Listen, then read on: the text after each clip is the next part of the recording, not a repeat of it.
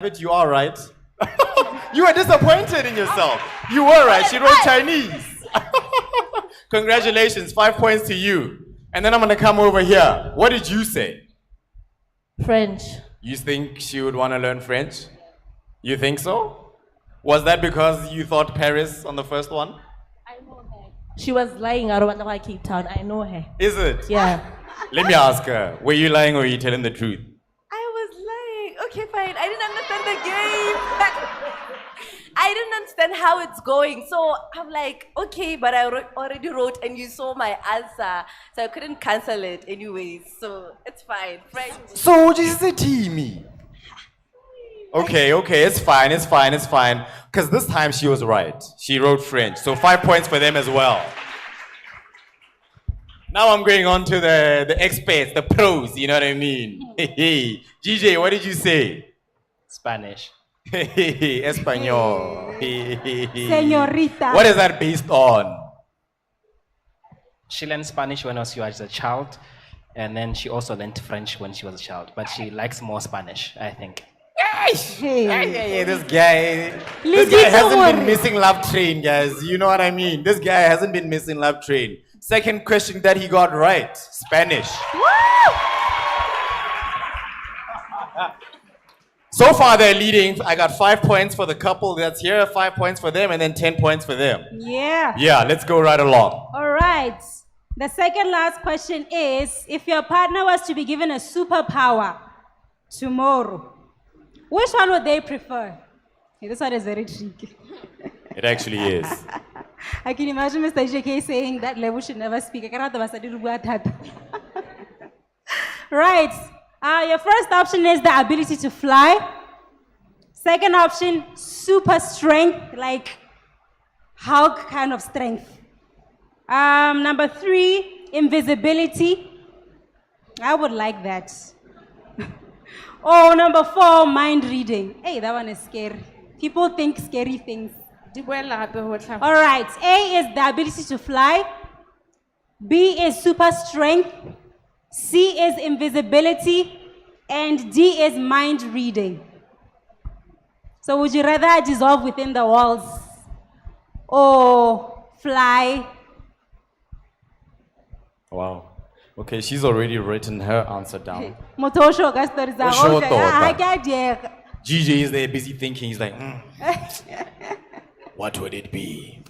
Ulibile ka. Yeah, it is. Okay, we have their answers down. Let's see what the partners think. I want to start with you. This is my show, not yours. Okay. Can you please repeat them again? Ability to fly, super strength, mind reading, and invisibility. Mind reading. Mind reading. Okay, fair enough. Let's go on to the second one. I'll come back to you. No, I want you. I told you yesterday when I was sitting next to you, I'm going to come when I came. Yeah, I am. Let's go. What do you think?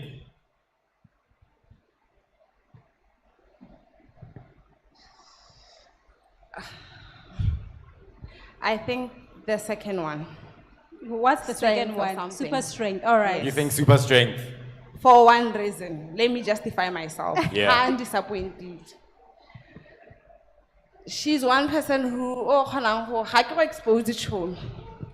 O nna le bo boinyana one. Yeah. Go nna a lekeletsa one or two things. So go ngo ka eletsa go nna le that. Brabadunyana. Wa bona. Oh, okay. Oh, okay. Okay. Okay. All right. Let me ask you guys. So far, which couple do you think will win? Everyone is saying GJ. You are allowed to change your answer. You want to change it? You want to change your answer? Yeah. This is a very interesting turn of events. Okay, no, fair enough. No, do change your She can answer. change her answer. Yeah, do change Yeah. your answer. No. Go ha gona le seemo. Okay. All right. Okay. Let's move along. And then the final one, GJ, what do you think? Flying will be nice, but I think I'm gonna go for mind reading.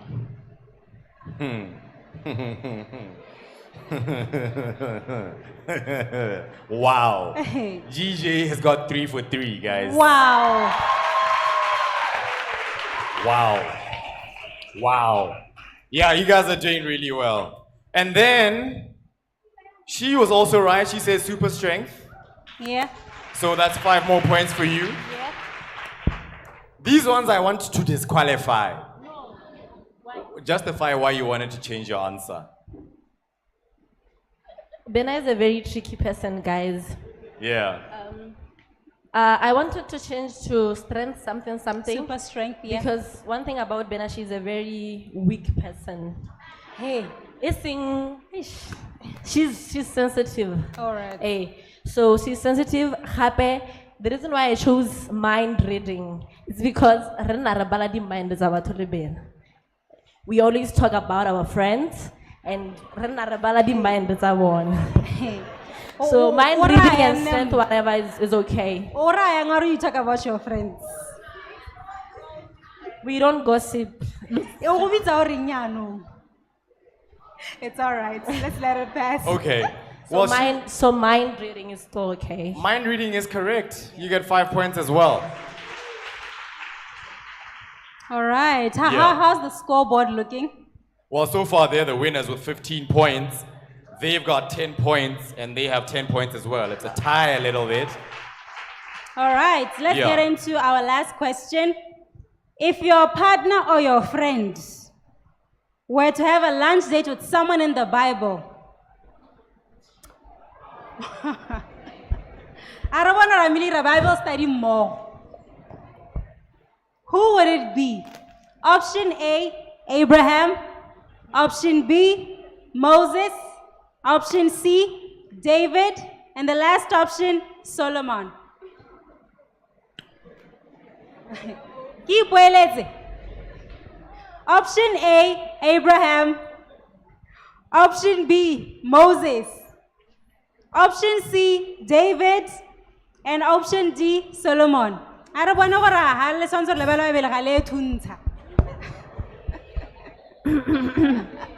I'm really curious to see what GJ will say today. In this one.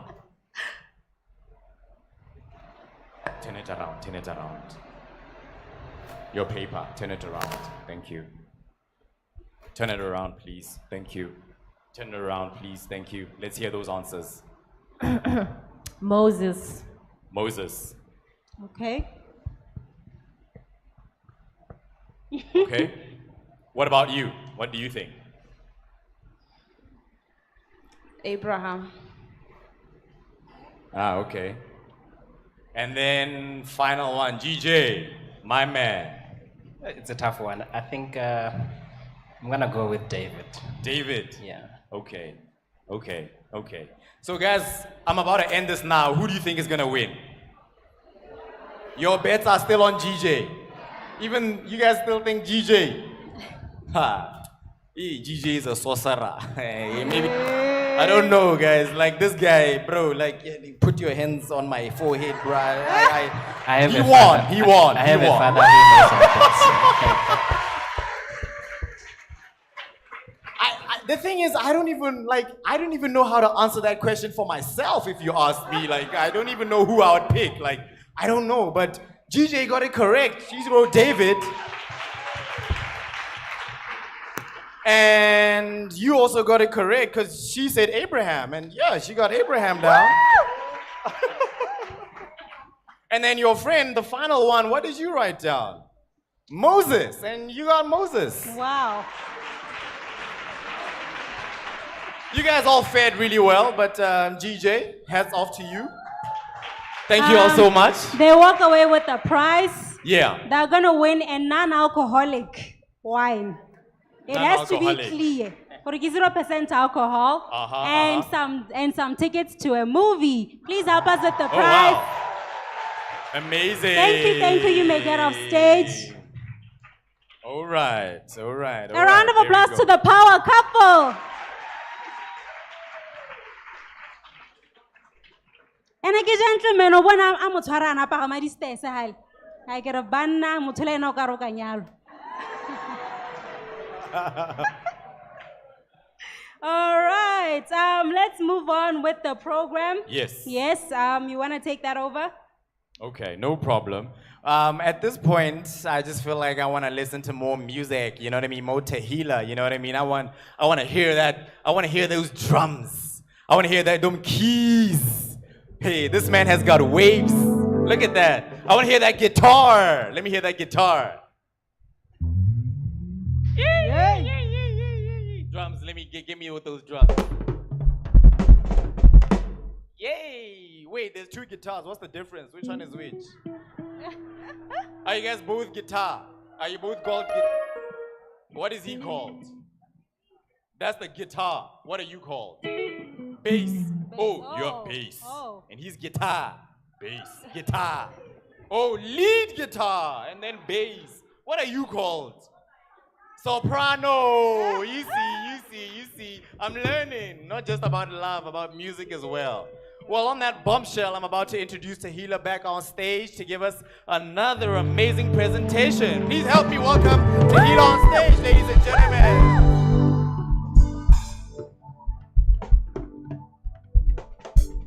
Round of applause, please. Round of applause, please. Round of applause.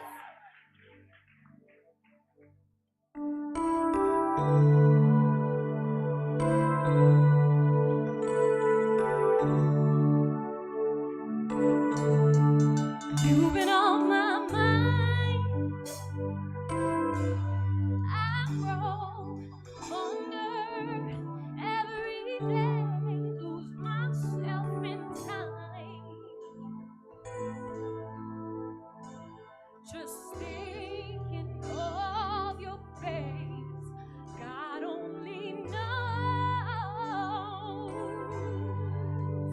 why it's taken me so long to let my doubts go. 'Cause you're the only one that I want. I don't know why I'm scared, 'cause I've been here before. Every feeling, every word, I've imagined it all.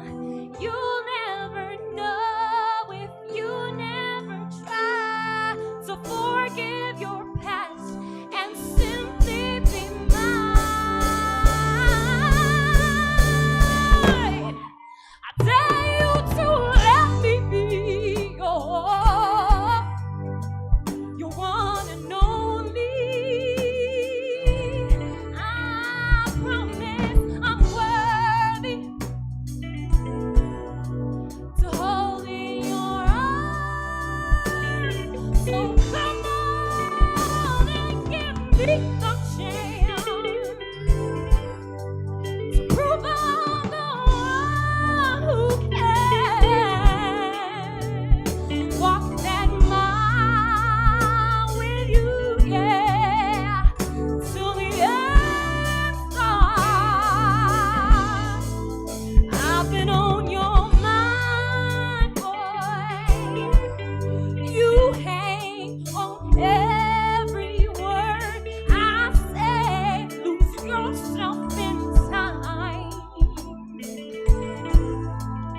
At the mention of my name, will I ever know how it feels to hold you close and have you tell me,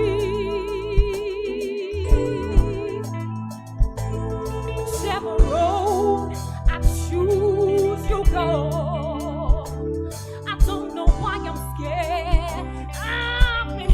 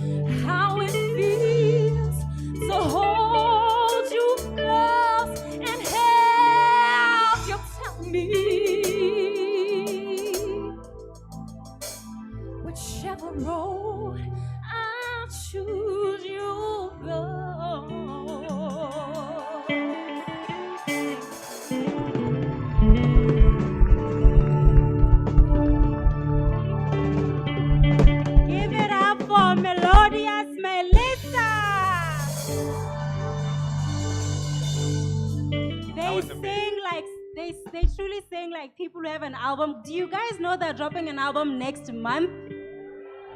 Wait, it's actually that soon? Yes, it is. Oh wow, guys, an album from Tehila? I think that deserves a round of applause, Yeah, guys. Come on. Yeah, right. Yeah. Yeah, all right. Before we get into a very important part of our evening, Yes. let's just give a couple of announcements. Yes. I hope our online viewers are having a great time. Please do comment, like, and share the content that you see. Get a few clips, put it on TikTok, get the momentum rolling. In fact, right now, please take out your phones and take selfies. Please, our audience, Yes. take out your phones and get selfies to show that you have been at the love train. You want to get a selfie? I think I want Yeah. a selfie as well, let's go. Hey, one more. Hey! I don't see selfies, guys. Come on. Let's go. That's it. And for the online viewers that are still home contemplating on whether to come or not, you definitely want to be here, okay? So come through. We're waiting for you. We're waiting, definitely. We're waiting for you. Yeah, We're waiting for you. Today has been our day 2 of our love train. How has it been for you so far? Are you having a great time? I can't wait for tomorrow. Be sure to be here tomorrow, same time, same place for our final day of our Love Train 2023. We also have church services every Wednesday from 6 p.m. It's our Influencer Summit. And every Sunday we have our Open Heaven service that run from 9 a.m. Be sure to join us. If you're looking for a church to fellowship at, I'm certain that if it's your first time here today, you never want to go back. 100%. I'm agreeing with that. I'm agreeing with that. Yeah. Is this the part where I now introduce that? Yes, please. Hold on. Me, I want to play. That was your game, right? Yes. I'm going to get into trouble for this. My father, I'm sorry. My mother, I'm sorry. But I have to break protocol. I have bosses as well. Jennifer, wherever you are, I'm sorry. Protocol, I need assistance. I need a basket. I need a basket. And some papers. Okay. Thank you so much. I know I didn't tell you what I'm doing. Don't be scared. No, I know. She's scared because she knows, hey, I have serious bosses. Jennifer is probably thinking, what is this man out here doing? But I feel like the game was fun, the game we just played. Don't you guys think so? Yes? One more game? Yeah. No? Okay. So you guys have called it. So I'm going to need volunteers again before I point people out. I'm not going to be as nice as you. I'm going to point people out. Let me see. Bobby, how are you doing? I know you're working. Do you mind coming here, please? A round of applause for Bobby. Yes. Obviously, I want couples. So when I call Bobby, you know what I mean? I'm calling someone else to come on. Yeah, I'm calling someone else to come on. May you please grace me with your presence. Honor. Come on, guys. Let's lift it up for honor. Honor, seriously, I need you here. Come on, you're gonna win something. Come here. I'm already in trouble. We might as well do it. Woo! Come on. You're trying to get me into more trouble than I already am. Jesus Christ. Let's go. Akanyela, o batla go timana ka di-looks tse di so, a ntse hats. You know what I mean? Look at her, guys. Woo!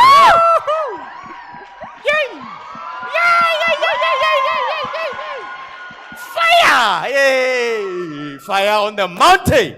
Okay. You guys look razzling and dazzling, actually. Hey, let me look for my... Yes, whoever is whistling, keep whistling. I want that. Because I'm trying to locate my second couple. And because I didn't plan for this, Khudi just sent me a message. I don't know why she's sending me a message. Khudi, come here. Why are you disturbing me? Woo! Come here. Come here, Khudi. Yes. Come on, guys. Let's all encourage her to come. Come on. Yeah, boy. Yes. Come, let's go. I'll meet you at the stairs. Now you know next time. Don't message me when I'm working. Let's go. Obi, whatever you are doing, can you do fast? I'm ready to preach. Okay, sir. I'm sorry, sir. Well, you heard. What's your man's name? Pelunomi, you heard, bro. Come on, speed it up. I need you hasty. Come on. I'm on borrowed time. I'm stealing the program here. Again, Jennifer, I'm sorry. Dad and Mom, I'm sorry. Yes. Okay, thank you, protocol. So listen, guys, I want them to win. Because I want people to win things, you know what I mean? I think GJ was great. They knew one another and they won for that, right? So I want these ones, I want you to win something, okay? So don't worry. You did well by messaging me. I want you to win something, okay? So don't worry. You did well by listening to what I had to say. I need a third couple, but because I'm under pressure of time, hey, let me start. I'm gonna write something down. And then I'm going to, okay, you know what? I'm doing this on the fly. I apologize. Come here, my good man. Face me.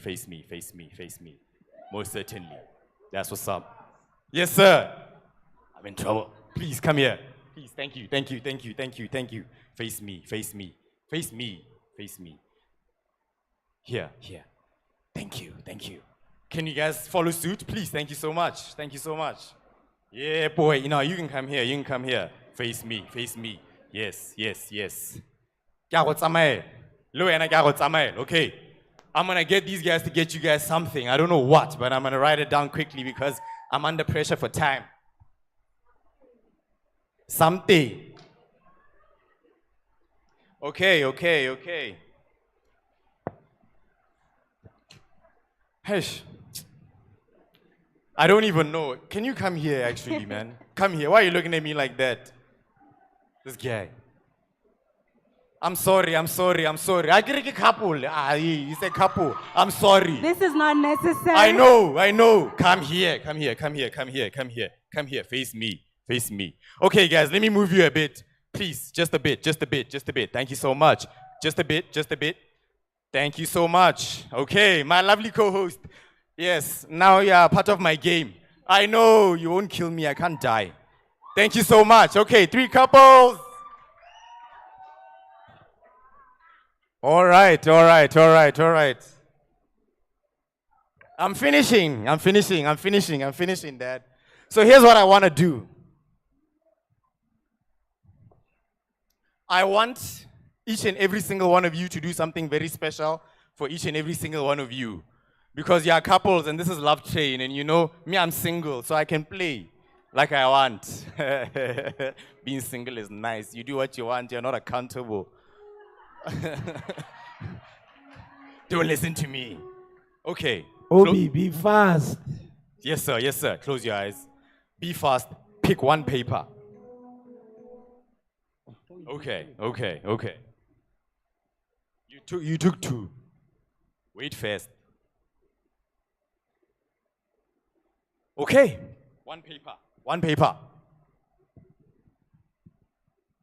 This is a pamphlet. No, this one wasn't supposed to be there, sorry. Okay. Are you ready to open what's written for you? Are you ready? You're not ready. Okay, let me go to Karo, because I need to be quick. Pick one paper. Don't open. Just pick with your eyes closed. Okay, right. Are you ready, Khudi? Are you ready? Okay, let's read. You can face the audience now. You stay that way. Please take me out for lunch.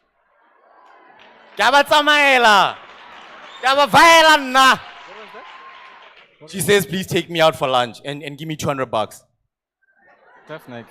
Definitely. I get $200. Or you taking her out for lunch? Anything for her. Oh, okay. I guess you got lunch then, ladies and gentlemen. Yeah. Amazing. Let's see what she chose. Yes. Please get me a spa voucher.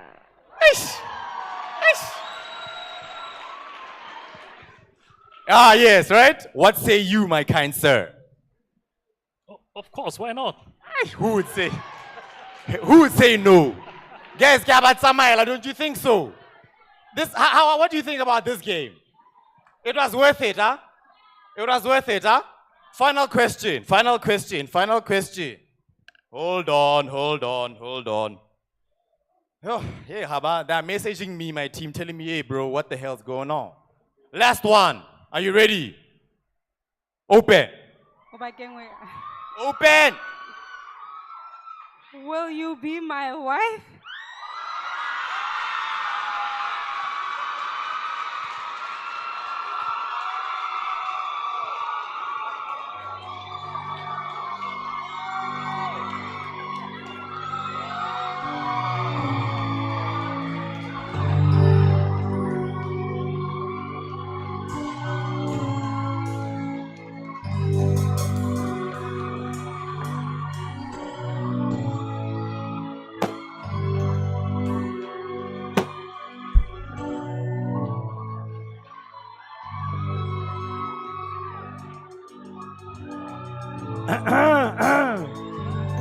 Okay.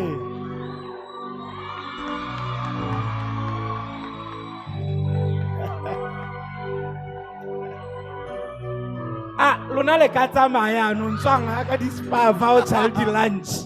Bye. All right. So, day 2 comes with surprises. Tswa ha o single wena iketeng pele. La re le irang lona. So, okay.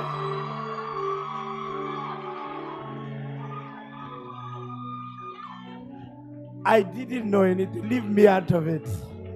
Now I'm here to preach. You saw that I was very fast in time.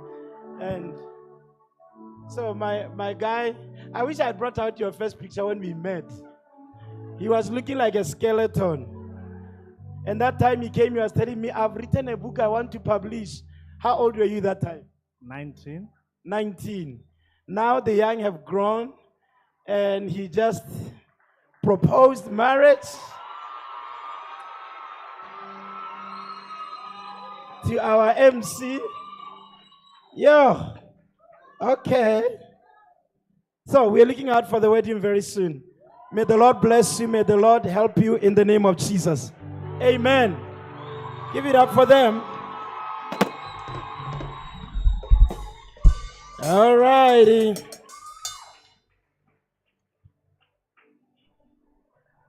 I guess Bobby got the news because you are next in line. And I guess Hodi is next as well. All right. Let's take our seats.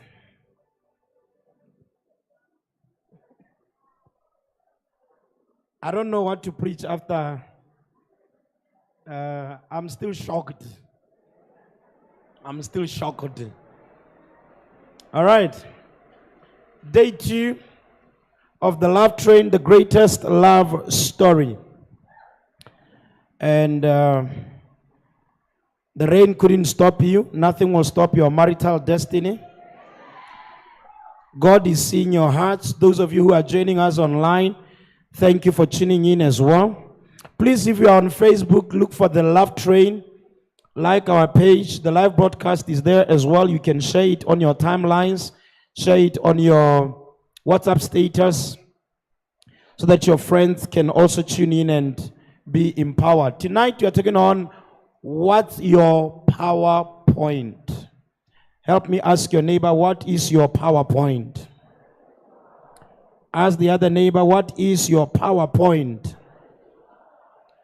One of the things I congratulate people who attend this event is for this reason. Being a part of this event is a sign that you have a great vision in life. Just coming here is a sign that you want better out of life.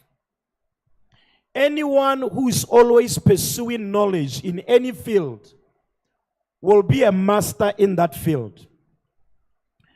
The breeding ground for the Love Train was a realization of how we are taught in various disciplines to become experts in professional platforms. You go for about 6 years or so to become a medical doctor. 5 years to be a lawyer in this country, 4 years to get your accounting degree, marketing degree. But a number of us have never been taught on love issues. And yet they are the ones that break more hearts than academics. I can fail academically and still start a business and make it. But one who fails more in marriage may be a failure forever. So it becomes important for us to invest in our knowledge when it concerns love issues. And that's where the love train came from, to empower people in their love lives so that we can succeed in building great relationships, great marriages, great families. Now hear this. We live in what is called the information age. One wrong information can endanger an entire generation. One wrong piece of information can endanger an entire generation.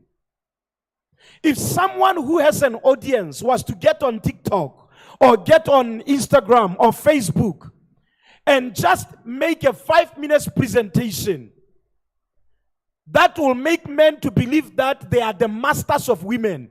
When a woman says no, you force her to be in a relationship with you. That 5 minutes can change an entire generation. In the same note, one good piece of information can change an entire generation. That's why we must be very careful of the kind of information we bring our way. The kind of advice and advisors that we bring in our environment.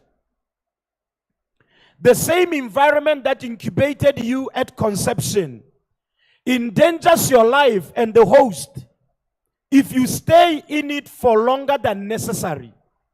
I will say that again. The same environment that incubated you at conception, that is the same womb that when you were conceived you were in. If you stay longer than you are supposed to, your life is in danger. The life of the mother is in danger as well. Information is progressive. Understanding and revelation comes with different seasons. And information that started you may not be necessary in the future seasons. Somebody who made up their mind back in the days that a man can never do this to me. And yet that's the very thing that is keeping them unmarried today. Because we have a very dangerous mindset. By virtue of the environment you were in, it may have helped you when you were growing up. That men were scared of you because you had a rough mouth. When a man wants to talk to you, hey, it helped you growing up. But it won't help you if you want to get married. That it worked for you in the yesteryears does not mean it will work in the future seasons. I was born shy. It was good for you. You never entered into any problem growing up. But for you to now propose a girl, shyness won't work for you. Shyness won't work for you. Me, I don't want to be famous. I don't want to make a lot of money. I've seen people with money. Money has tempted them to do the wrong things. If now you don't have money, how are you going to build a family? You must come out of your cave, out of your cocoon, and become what the environment is saying to you. Some people are married, still riding with the information of 15 years ago when they got married. That's why right now they have hit the wall. Marriage is no longer nice. And you keep saying, I wish things could be the way they were when we met. They can't be. We have 3 children. We have bald heads. We have beard, white beard. They cannot be the same again. The information of 7 years ago can't sustain you today. It can't.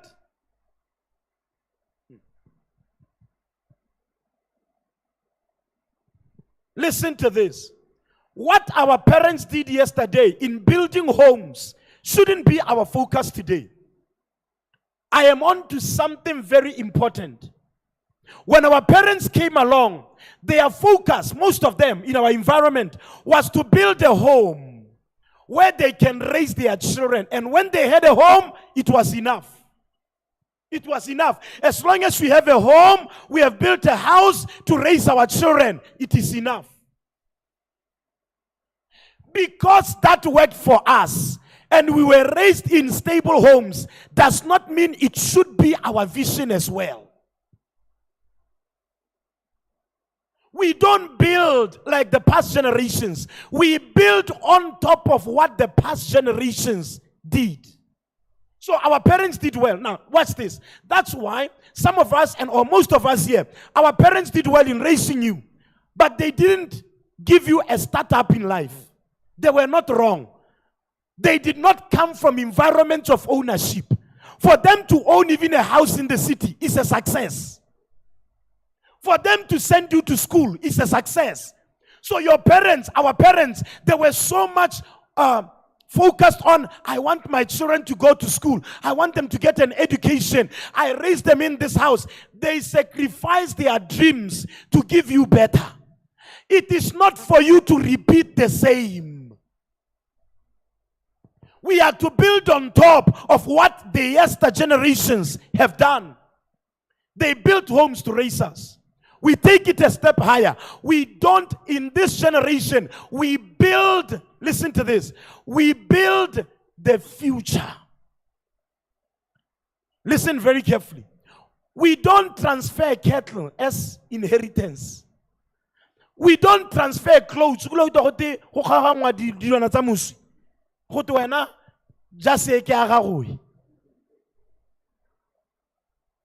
Masimwa, we have 10 hectares.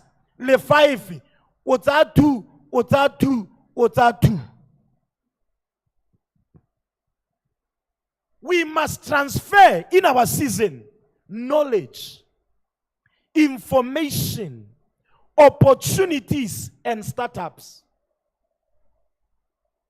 Everyone looking forward to a love relationship, married, single, in a relationship, our focus should be the next generation must get an information I didn't have. Now watch this. Let me digress a little bit because it's going to be important. Watch this. There are some of us here, we are not doing what we dreamt to do growing up. Or rather, not even what we dreamt to do. We are not in the areas that are our talent areas. A good example, I like playing soccer. I follow soccer. I think I'm good in playing soccer. I use both legs in playing soccer. I'm very good. I can play almost any position except goalkeeping. I am very good in soccer. I remember I played for under 12 and then I did under 15. When I was to do under 17, I remember my brother, my elder brother, said to me, don't focus on these things of playing. To them, soccer was playing. That's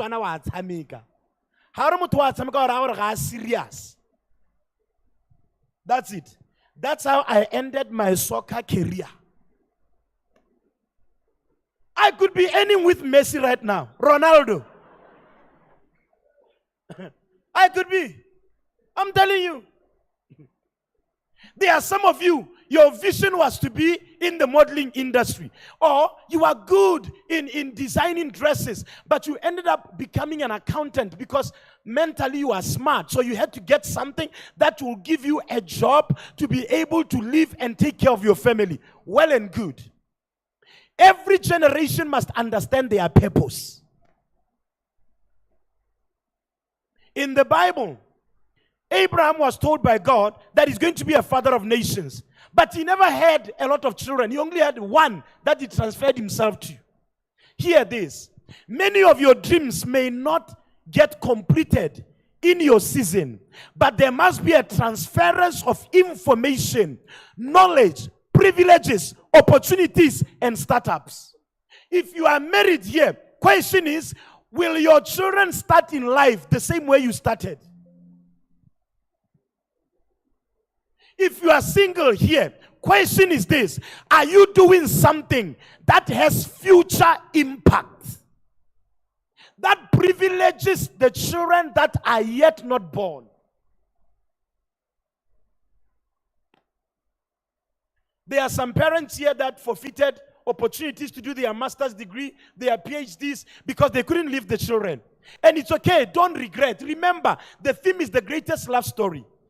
Your love story of your family may be, watch this, I forfeited an opportunity to go abroad and do my master's degree because my family needed me, my children were younger.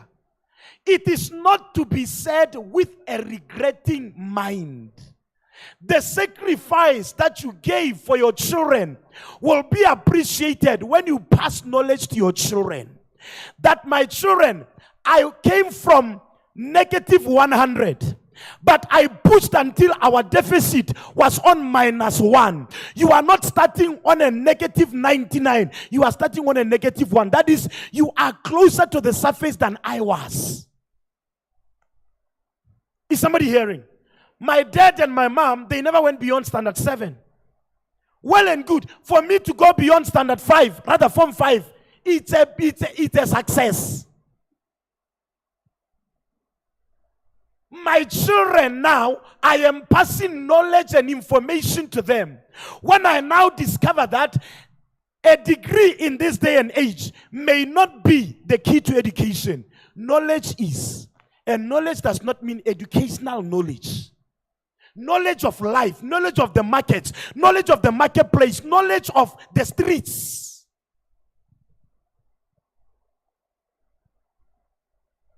What do you know that is going to bless the next generation? Why?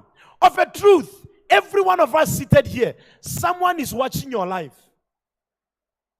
Someone who may not know enough about you is thinking that you are goals. Can you imagine? Where you are goals? But you are living your life thinking, I'm nobody, now I'm just fine. I'm just living my life. I don't want anybody to emulate me. I'm not a role model of anyone. And yet, there are people who are looking up to you. There is a child who calls you Papa. There is a girl who calls you Mama. Like I said yesterday, and if I'm a good teacher in these 3 days, there is no element of your life that is worth regretting. There is no element of your life that is worth regretting or that is worth concealing and or hiding because you are ashamed of it. There is no happening of your life that is a point of shame. Don't be ashamed of the things that you were not able to do. You have a game plan. I didn't go abroad because my plan was to raise my children. I didn't want to have the education and lose my children. I may have not been able to privilege them here and here, but I will show them what I did so that they know how to take from where I stopped. Life is a relay.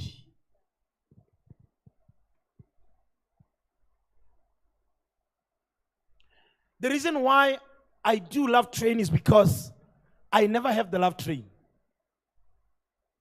I wish I had a platform where I can be taught like this. You see, that you went to a China medium and came out well does not mean your children should. In the name of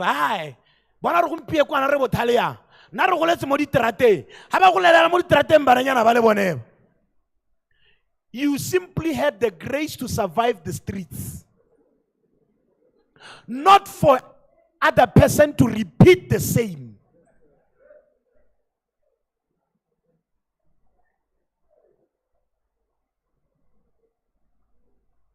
We all know it. An average black child starts from a very negative balance of life. There is no privilege. You have not even built your life because you are trying to take care of home. As many of you as are under the sound of my voice, you must build yourself to the point that by the time your children are 18 and they are 25, they don't need to take care of you. They don't. Listen, our parents were not wrong. Clap hands for our parents. Clap hands for our parents. For them to survive with what they had to do with what they had and the limited privileges, limited information, and they had to do what they had to do, and they raised you the way you are. Another clap for our parents. As I keep growing, all the things I fussed about growing up, when I was a child, I realized that my dad was not wrong. I realized that I had the best parents. I realized that my dad worked himself off. I realized that ever since I was born, my mother has been a stay-at-home mother. I can cook now because my mother, every time I would come from school, I would find her at home. She taught me how to clean the house. She taught me how to do household chores. She ensured that we were not engaged in wrong things. Listen, many of us, we are putting unnecessary pressures on our parents. Oh, but my father was not there. Listen, please listen. Your father may have been traveling all the time, always at work. He was trying to give you what he never had. And he thought working himself off to make the money. Yes, I understand. You needed his attention. Yes, I understand. You needed his presence. Yes, I understand. He could have defended you better if he had been there. But he also had something he was looking to. You can never become what you criticize. You can never rather become better than what you criticize. The funny thing is that you will know better and still repeat the stuff of someone who did not know better than you. There are some of us here, you need to forgive your parents. Yes, your father could have done better. He became a drunkard. Yes, they left you. Yes, he left your mom while she was pregnant. But do you even realize that sometimes even those who left, they may have meant it for evil, but God will turn it around for your good. I grew up without knowing my father, you may say. Maybe his presence could have contaminated you. Maybe. Now listen to this as I get more into my teaching. There are some people who have the fear of love. It's called philophobia. Philo, P-H-I-L-O, phobia, like fear. Philophobia. There are people who have the fear of falling in love. I'm here to help you because some of you, you are in relationships, but you are not extending yourself. Because you are afraid, what if I reach forth and they break my heart? You are always safeguarding. Always safeguarding. I won't disclose all my money before, lest this guy. I won't disclose. I won't open up. I've opened up before and I've been bent one too many times. Ask your neighbor, do you have philophobia? If it is a single person, listen to this. They come up with excuses why a person that is probably, interested in them, why the person is wrong. They'll be saying, he's taller than me. She seems to be more, she's a career woman more than a family person. They are always attaching reasons. The real reason, onali philophobia. The fear of falling in love. What if I fall in love and I get heartbroken? What if I fall in love and it doesn't turn out the way I wanted it to? When you catch yourself falling for someone, you pinch yourself. Never. We can't be that stupid. Stop it. Stop it. Stop it. Have you ever even... Ooh, we are going to cure philophobia tonight. When you catch yourself doing so much for a guy or for a young lady, you are on the way, you are concerned about her lunch, and you're like, philophobia. You left work to go and get her lunch and drop it at her workplace. After buying the food, you turned and went and ate the food because you are like, no,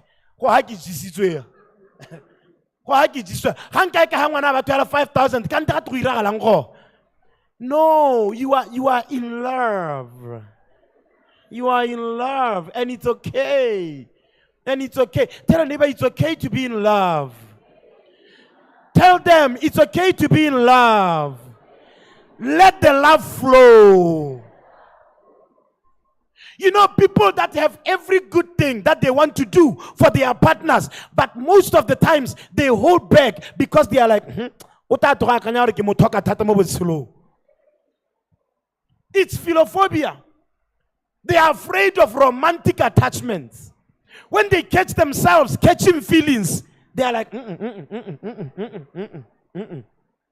They talk to themselves in the mirror in the bathroom. You are waking up and you are already thinking of somebody's son. You are waking up and you are thinking of this girl. It's worry. It's worry. Don't stop it. Stop it. You are too much. Have you ever thought you are too much because you loved someone? And may I say this? Every experience of life births something in you. If you see two people that say they love each other, maybe you see a friend cheating on their girlfriend. Don't think, oh no, it's about them. Let's leave it. There is an effect of everything that enters your mind. Whether it's in a movie, you are watching a ceremony, it enters your mind. It even feeds your decision making. When you see people proposing marriage on this stage here, it has entered your mind. There are some of you, when you saw all of that, even in your mind, you are like, I can't wait for mine. You just didn't say it out loud. You just didn't say it out loud because it entered your mind. Social media has made us to be victims of information. You are seeing people living a certain life somewhere. You don't know the root cause of it. And you are like, Kante namo nami anota nkisa Zanzibar le.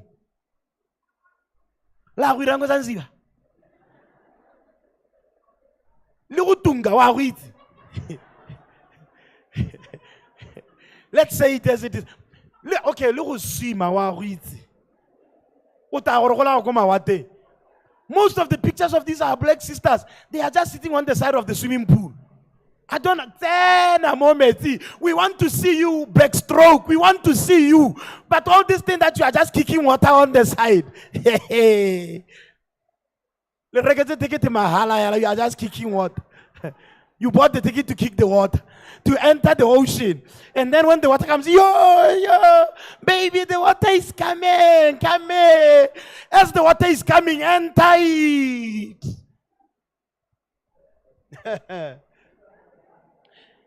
Everything you are exposed to, please listen very carefully.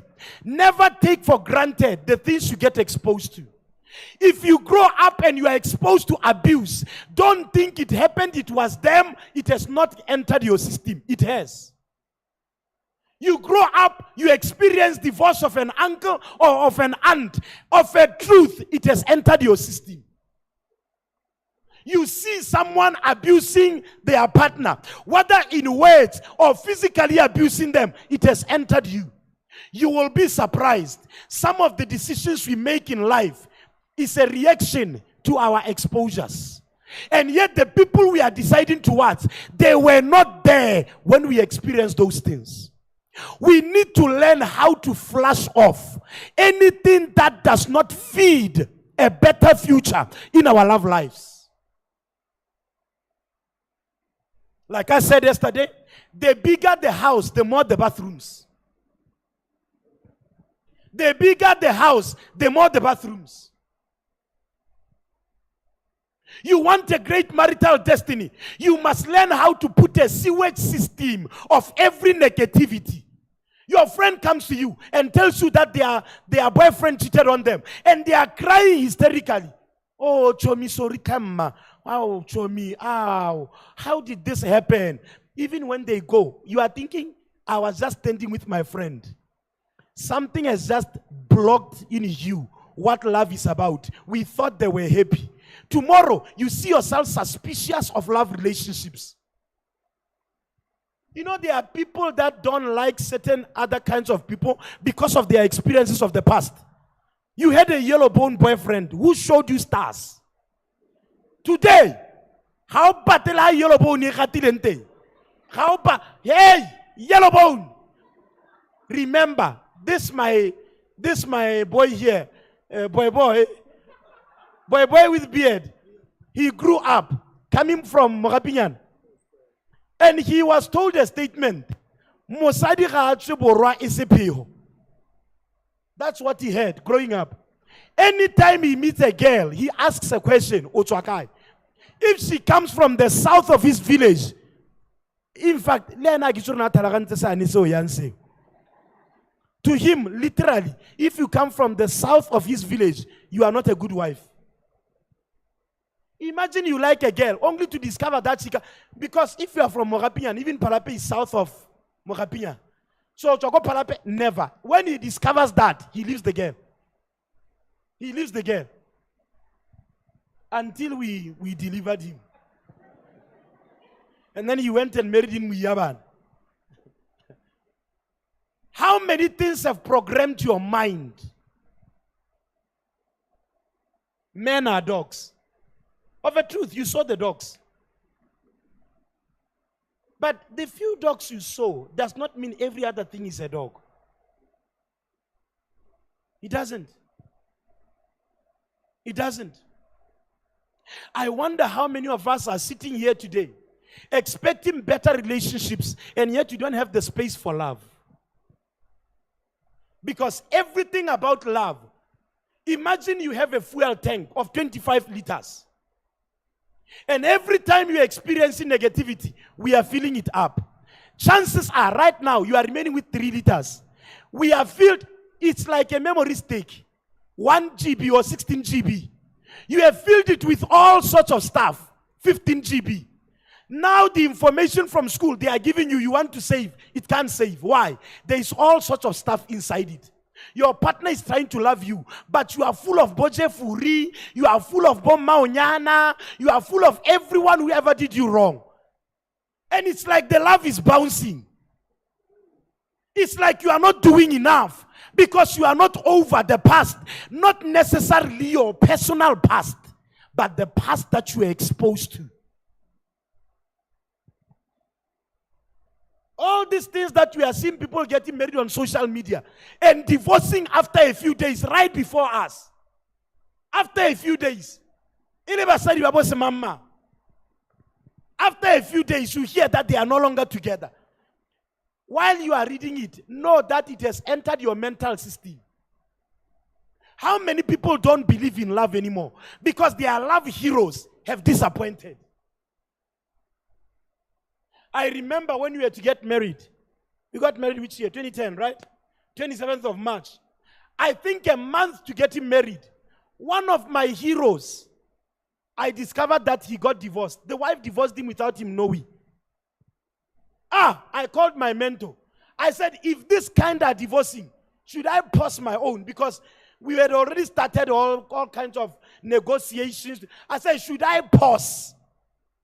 Because the ones I looked up to are not managing. There are some of us, we see people sitting right before our noses at our workplaces. Yeah. You may say, why? But truth be told, while you are seeing a man cheating on his wife at your workplace, you are wondering about your husband in his workplace.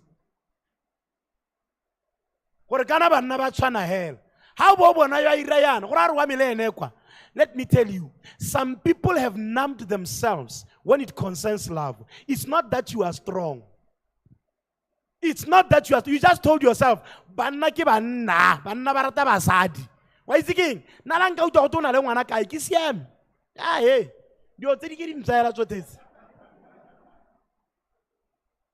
You are surviving a disrespectful marriage because you have told yourself women are disrespectful. So let us say anything. Leave them. You are not really enjoying your love life. Hear this.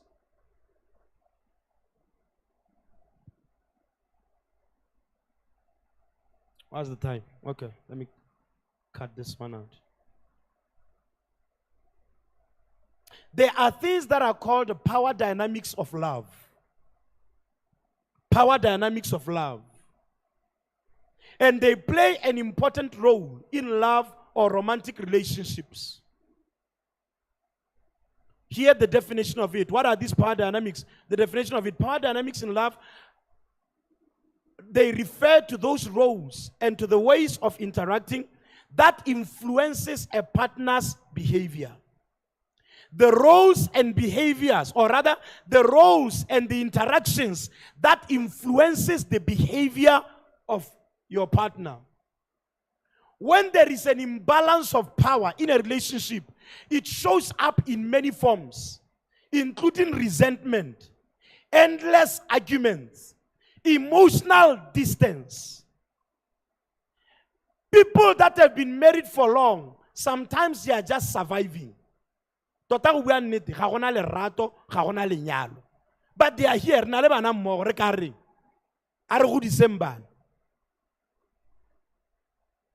There is a lot of resentment. There is a lot of emotional detachment. Once again, understand, your journey of love is not another person's journey of love. What you have to deal with is not what another is dealing with. And for your own information, everyone has enough stamina to handle the person they are with. You are built for that woman. You are built for that man. Yeah.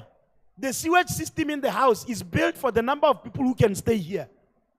If all the 4 bathrooms, people are using them at the same time, the pipes under the ground, they are made to take every of those things. Yeah. The entire shitload. Yeah. They are built for that. They estimated that if you stay in a house like this, in a neighborhood like this, then the sewage system must be built in this way. That's why there is inspection. You can't have a 10-bedroom house and you have one bathroom, one toilet. Because with 10 bedrooms, 10 of you, it's not going to be good.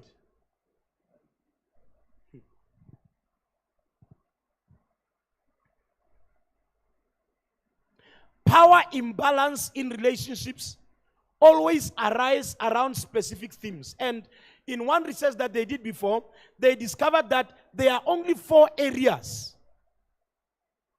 Power imbalance in relationships arises around these 4 areas: finances, sexual intimacy, decision making, duties and responsibilities in the relationship. You marry a man who has a traditional mind that a woman must stay at home. You see, these things we don't discuss. There are preconceived ideas of who a woman is, who a man is. And these are things that we have not discussed, expectations that are not declared. We are just assuming. Married for 2 years. If your wife was to get an opportunity to go abroad and do further her education in UK, would you allow? Baby, I grown a degree with sharp. Heaven. With sharp.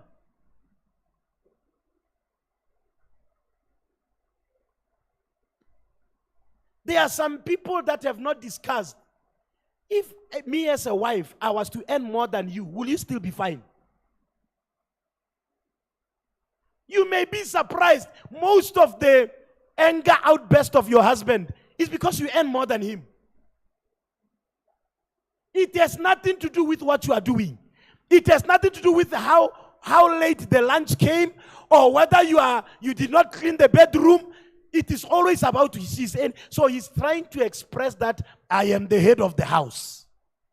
He is responding to your salary, not to the issues. There are some women anymore, they want to prove it that, look, I'm the one who ends here. Ujanna. Yes, I will never forget some years ago. There is a program here at Int'l. I'll never forget. In that program, that day, there was a lady who got promoted until she was earning more than the husband. And one time in conversing, you know what she said to the husband? Baby, so Madiarona in the house, let's discuss. Because my salary is a little bit like this, we can take a loan and buy a house. And then with your and then she was like, with your money, re ka reka dilo tse di tsanenyana ya mo lapeng. Hey, tse di tsesane.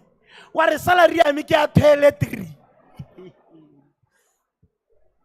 So, mo guy goes and tells his friends, Korokana, my wife has been promoted, and the other day I wasn't happy with the way she said this thing. And the lady said it so respectably. She didn't mean anything wrong. She meant I can qualify for a loan. That's all. We can have a better house. That's all. And then your money, we can buy a grocery. That's all. The friend that this guy told, that's why I said you must be careful of where you get your information. Some of you have become victims of friends. You are suspicious of your husband, not because he has done anything, but because your friends sowed the seeds of suspicion.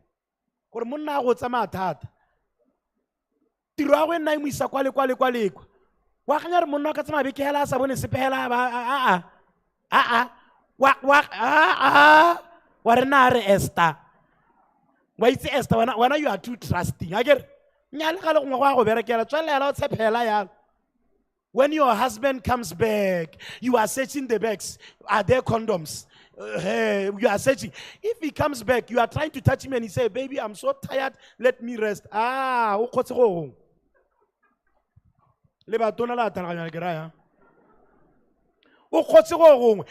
going for a week and a half, I'm trying to touch him. He's not responding. Who fed him? Wherever he was.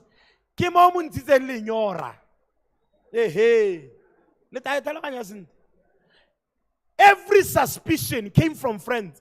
The friend of that guy told him, look, guy, take control of your household. The guy used this word, aremo contain. Avariana le tsoyan, aremo contain. All of a sudden, the husband started changing. Was even dictating how the wife should dress going to work. Started even abusing the wife physically. To prove that he has a container. He was not like that. It was an advice from a wicked friend. I wonder how many girls you left because your friends told you this one is not good. You're a slave queen. Uno mo ratile ngwana batho. A itswela ko marobelo. Ba go ra ba re magadi a marobelo a go godimo. Ba go ra ba re ma obo togela. I wonder who you broke up with because of friends. Wrong advices. You are going to people that are not experts of anything for expert advice on things they know nothing about.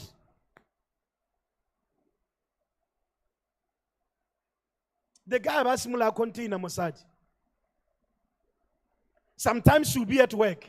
He will be appearing there. She finds the woman in the office of the boss. They are discussing a deal or whatever. He gets there, he causes a scene.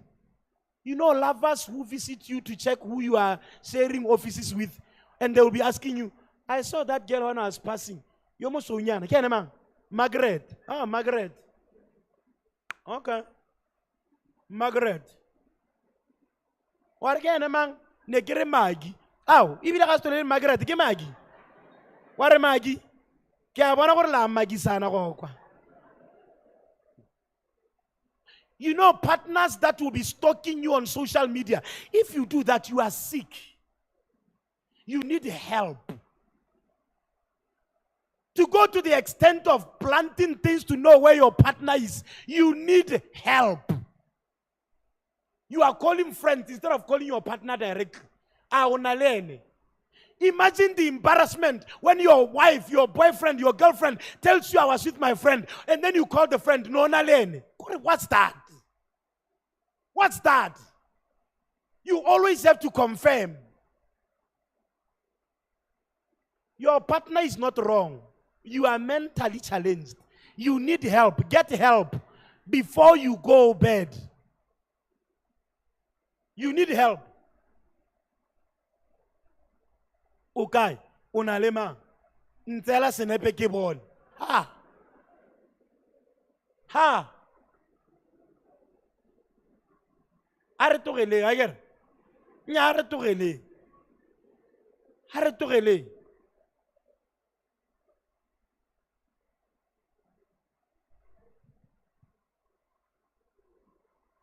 Listen to this. How do you bring balance in this power dynamics? You must be open and honest about yourself. Honesty builds trust and intimacy. Why do you feel the need to always state that you are the man of the house? Right? Why? There are some of us, we must dig into our childhood upbringing. Your father left you. You are scared of being left. That's why you are so clingy. Every time, where are you? What if she has left me? When your wife did not tell you that she will leave the house to go, and she left to go to the mall to get some things for the house, you get there, you don't find her. Hey, otahuhula. And then when you find her, but baby, why didn't you tell me? You should have told me you are going to the mall. Can I have been looking for you everywhere? Her phone, she left it in the house. Hey, kuzobalit that day. Be honest with your feelings. Be honest with your emotions. Be honest about different things of your life. Number 2, how do you balance power in a relationship? Compromising. Being in a relationship means that you won't always get your way. Sometimes the things your partner needs are the things that don't come easily to you. Let me tell you, after 13 years of marriage, there are some things I still have to bend myself on. One of them that I have not yet achieved is dancing in the rain.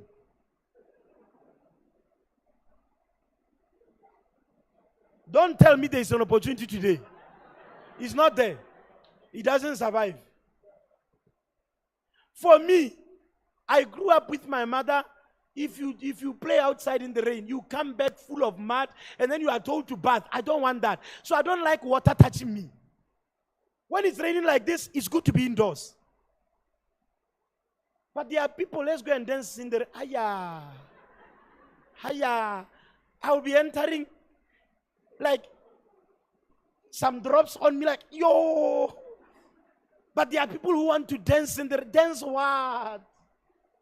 Dance what?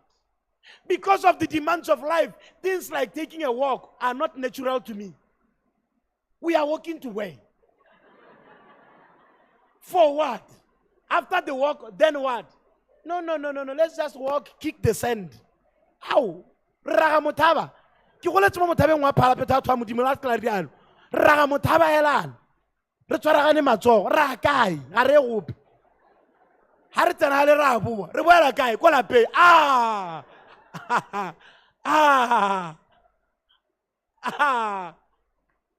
Till today, I'm yet to get into that life. But you must understand that a love relationship means there is another person in the picture that I must consider. And what they like may not be what comes easy to you. My wife did not have a dream of traveling the world. I have it. I remember the first time she entered the plane and we were going to Cape Town, I think. The first longest flight. She was holding me the whole flight. Because what if this thing falls down? Yo, you are my Superman. You are my Batman. You are my Spider-Man. I still have the pictures to prove it. If she was to dispute it, I have the pictures to prove it. So much so that when she finished her high school and people were going abroad for school, she said, I'm not going anywhere. I remain in this country. People went for school, Malaysia, Australia, everywhere. But she said, I am born and raised here. I will die here. But when I came, there is if you are not compromising, you are selfish. Then remain alone. If you are selfish, you don't want to compromise. When you are alone, you don't need to compromise. You are alone. to bring somebody in your life and you can't feed their needs because you are saying, you found me like this. I found you like this, but you found me like this. So bend to my side. A single person with a selfish mind wants their way all the time and no other way. How do you balance power in a love relationship? Respecting boundaries. Listen and respect your partner's needs and preferences. When somebody says they are ahead, don't say you are not.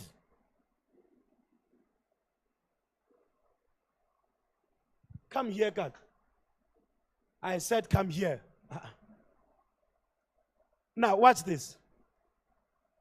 If I do this to him and I hit him on the head and he says, ouch, swampola, I can't say, oh, I can't go. Am I the one feeling what he felt? No.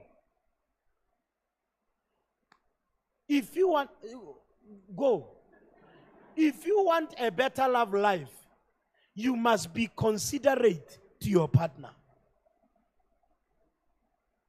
You must be. You must respect boundaries.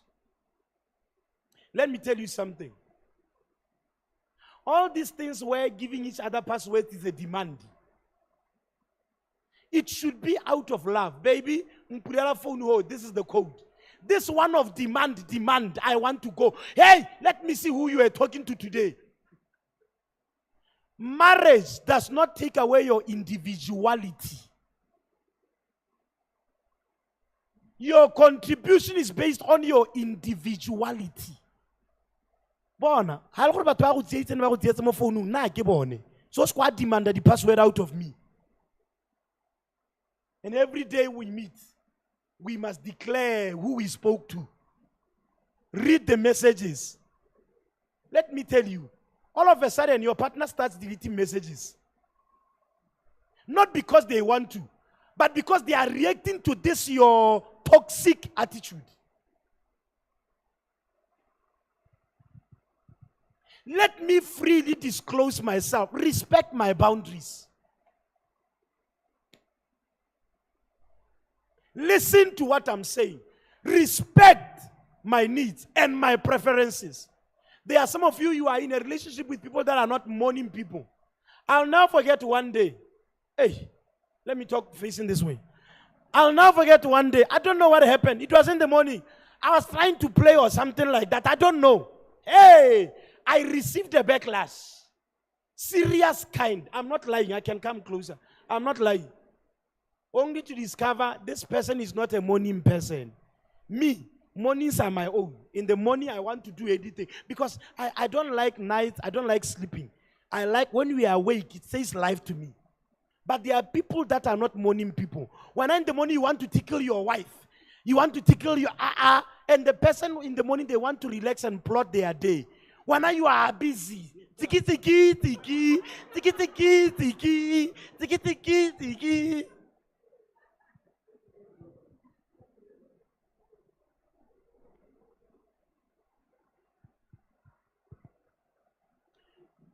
Understand this if you want a good love relationship. There is no one who is more important than another in a relationship. Relationship, you have lost. I'm the one holding things together. Where now glue, I get it. Where now what's stick? Where now if not for me, the day you have a superior than the other mentality, you no longer have a love relationship. You have lost. You no longer. Let me close. How do we power balance? Number 4. Supporting individual interest. Consider encouraging each other to pursue personal and professional goals. Your partner is not stupid. Stop talking them down. They say, I want to write a book. Oh, where now? Bugai.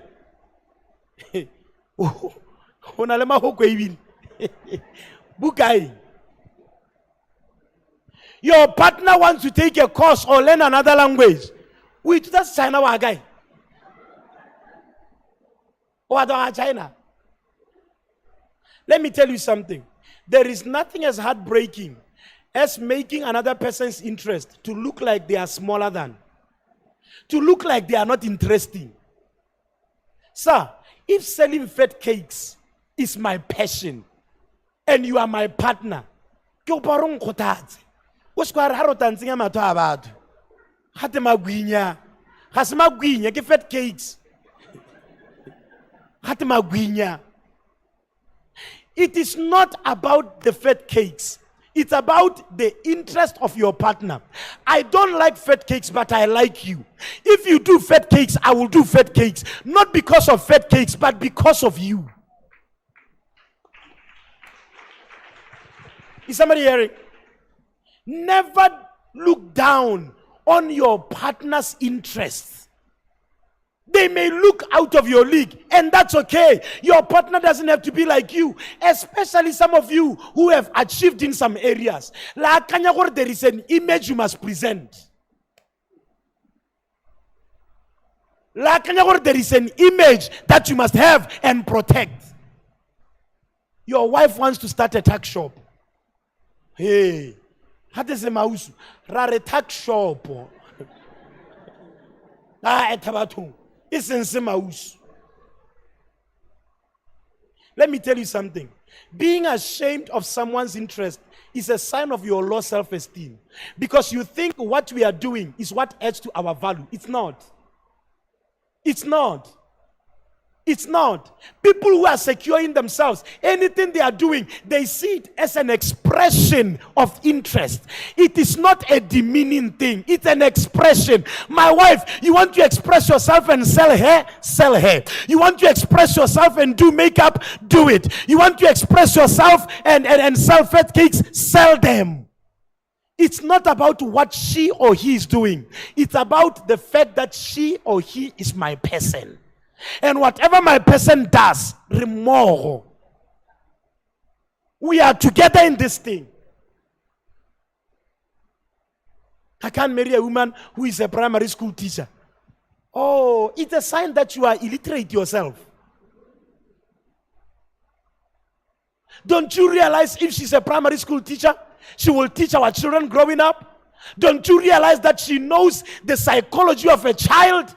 Do you think it's an easy thing to teach a 7-year-old?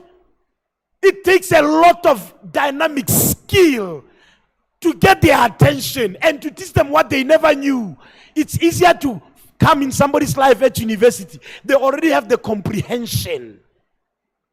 But because in your little mind, there are some of you seated here, married. You have lost the things that could have made your families simply because you wanted to present a certain image. This, my wife has sold eggs. She has done catering. She was standing somewhere sometime trying to cook and people to buy.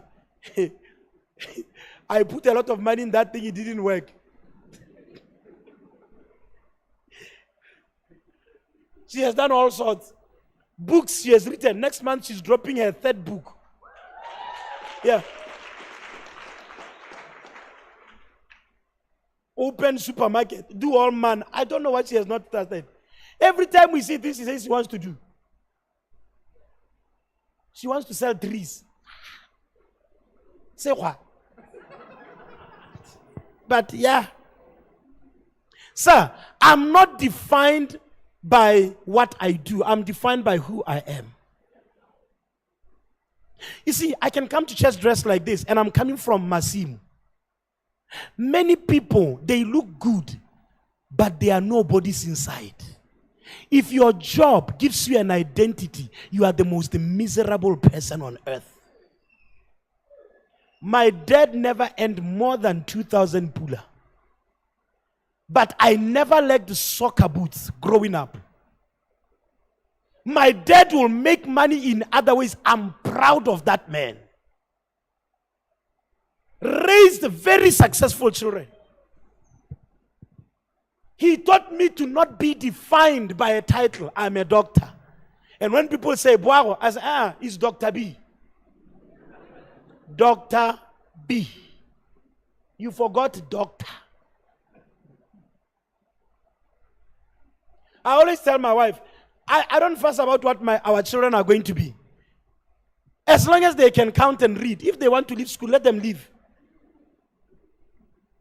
Let them leave.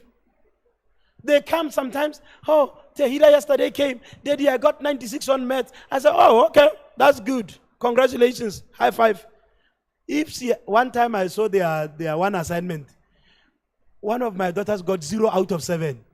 I saw what they wrote that gave them 0. It was a one assignment.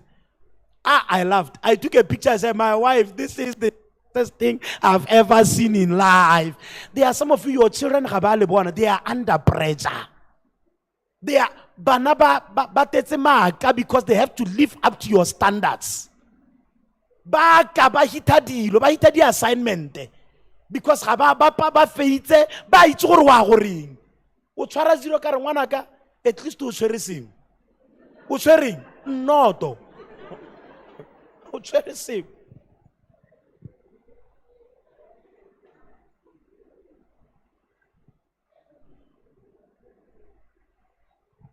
Now, put up my pictures and then the next video. Please, let's tune up here. And then I'll give some few statements and then we close. Now, watch this. I said this yesterday. Gabrielle Union says she felt comfortable with cheating on her first husband since she paid all the bills. PowerPoint. She was making more money. Guy was, I think he was in the NFL or something. And you see, this issue here is most important. Because no matter how much a woman makes, she wants a man who makes something. And sometimes something more. What gives you an entitlement in a relationship? What gives you a voice? Play the next video. Let's tune on the screen and then we play this video. Rebecca and I have been able to manage this family, this career over the last 28 years just by being a team. My wife was trying to get me on the right plan, and there was the ego. I was a card-carrying member of this toxic masculinity, and it all came through with me realizing that I didn't know everything. When we got married, we started having a family. She put everything on hold for 20 years. There were times I would have 3 jobs at the same time. And she was like, I've got the kids, I'm taking care of the home. All during the success of the career, I've had an addiction to pornography. It was always hidden and secret and this and that, and I never told my wife during our whole marriage. And I finally broke. When I first confronted Terry, we had it out. He told me about the prostitute, he told me about all the porn things. I said, you know we're done, right? He's like, what? I told you everything. I said, that's good, but now it's over. It woke me up. I was like, I need to get better for me.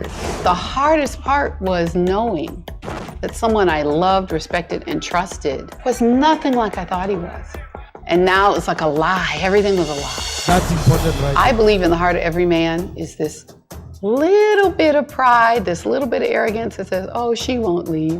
But when he saw that I meant business, I think it really challenged him. He says that he made the commitment to get better, whether or not he got us back. Eventually, Rebecca did choose to come back. I had to earn it, and still I'm earning it.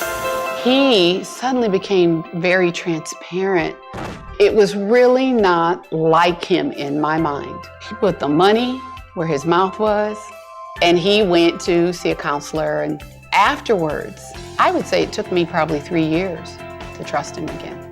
I have little moments now of PTSD. When I look back over my life. Rebecca Cruz is my backbone. When someone knows you from good all the way to the rottenest, dirtiest part of you and loves you anyway, that's the rarity. That's where you want to be.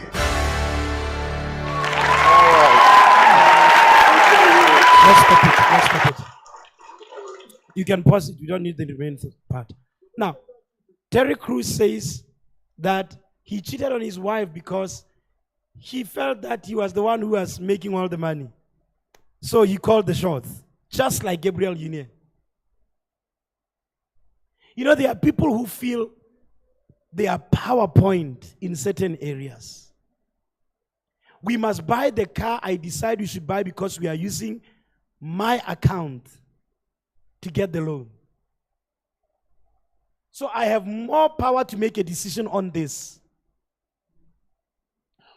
What is your PowerPoint? Sitting here today, what gives you the right to talk? You know, there are women who think, my man can't cheat on me. Do you know how I look? Flat tummy, size 28. Do you know how I look? I squat. I got some firmed up assets. He can't leave me.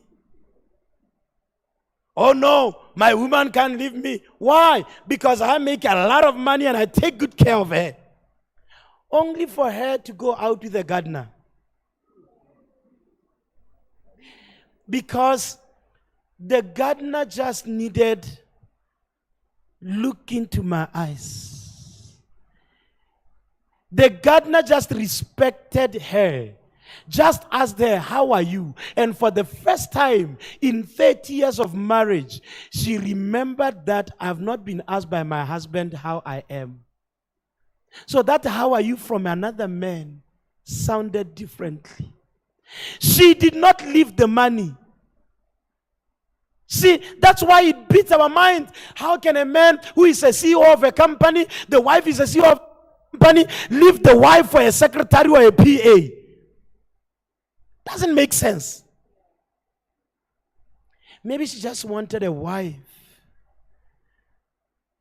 that can just take the jacket when he gets home. That can just say, oh, your eyes are looking red. You must have had a long day. Should I make you tea? Maybe all he needed was to feel like a husband. He was not looking for a professional partner. What's your PowerPoint? I'm smart. I'm every man's dream. I am this, I am this, I am that. List all the attributes of what makes you think that you can be married and stay married. Some men use their resources, they are providing financially, to say that means everything, and it cancels all their mistakes. What makes you think that you are entitled to the wrongs you can do and you are still okay? Others use their success and what it affords the relationship as a ticket to brush off their negativity. After all I have done for you, that's not the ticket for you to talk to me anyhow. There is a point you need to sit down and ask yourself about your PowerPoint. Some people use sex as a PowerPoint. Some women use it. I'll never forget a story of one of my mentors who, that was a very terrible thing. He says, this lady married to this man. The man was a businessman or something. And they would be engaged in intimacy, having sex. And this woman will come with a checkbook. While they are at it, will say, sign the checkbook. The man is still, he wants to finish this matter. He signs faster so that he can continue. Let me tell you, it may sound like a terrible example, but there are many wives that have used sex as a tool of punishment. Many husbands are here and they know what I'm talking about. You won't be getting anything for the next 1 month.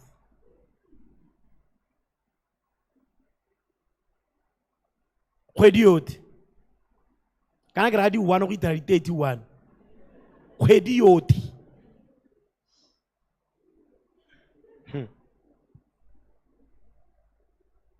God never made a love relationship a performance of exchange. You do this and I do that. My final video, please. This one is a little bit funny, but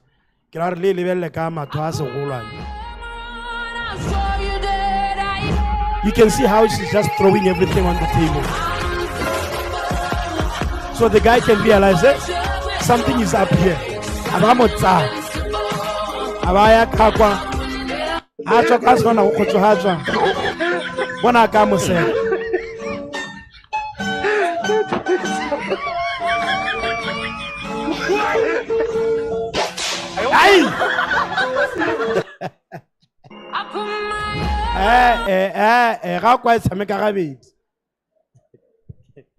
Did you see that? Why in the world would you serve your husband well because he has done something you want? Why did she need to be safest in the bedroom before she can serve correctly? Why? There are some women who lose attraction on their men the moment he's not making money. The business is not doing well. Mututa bolalwa dipuo every day. Banna baba hangwe. Banna baba hangwe. Tshwana le banna baba hangwe. Tshwana le banna baba hangwe. Some of you, what you are going through is a test. It's not that your guy can't get a job. It's not that he can't make more money. It's to prove your love. You are a gold digger.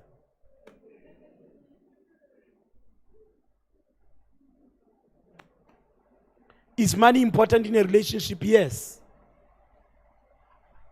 No marriage will survive all their years and there's never been mistakes made. Mistakes vary. Mistakes vary. One mistake can be, you would look at your wife in the heat of the conversation, you can call her a whore.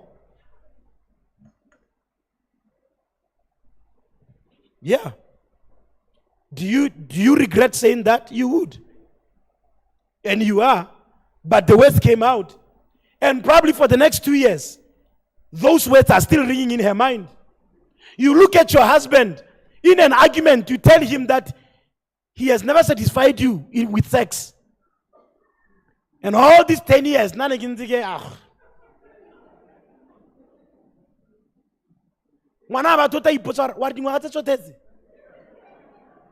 Even that time, really, because Zanzibar. And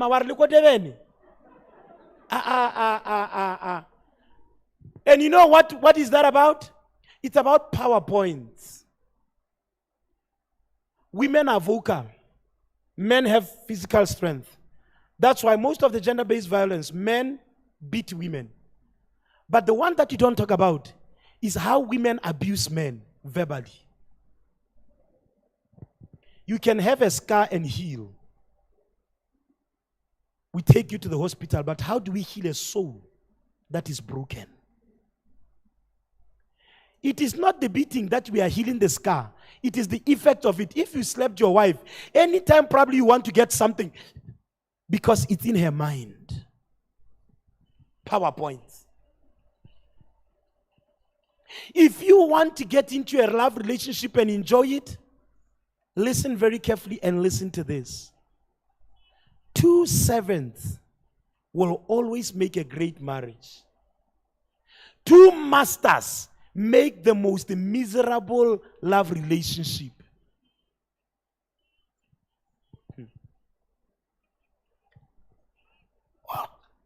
Married people, let me ask, how many people drive the car? 1. Really? 1 at a time. Brika. How many people drive the car? Oh, now the statement it was 1 at a time. Now the statement is it is supposed to be 1 at a time. Wasiana rago banyana, wasiana. Umogo 120, ki o sa tsamaya ka 100. How many people drive a car?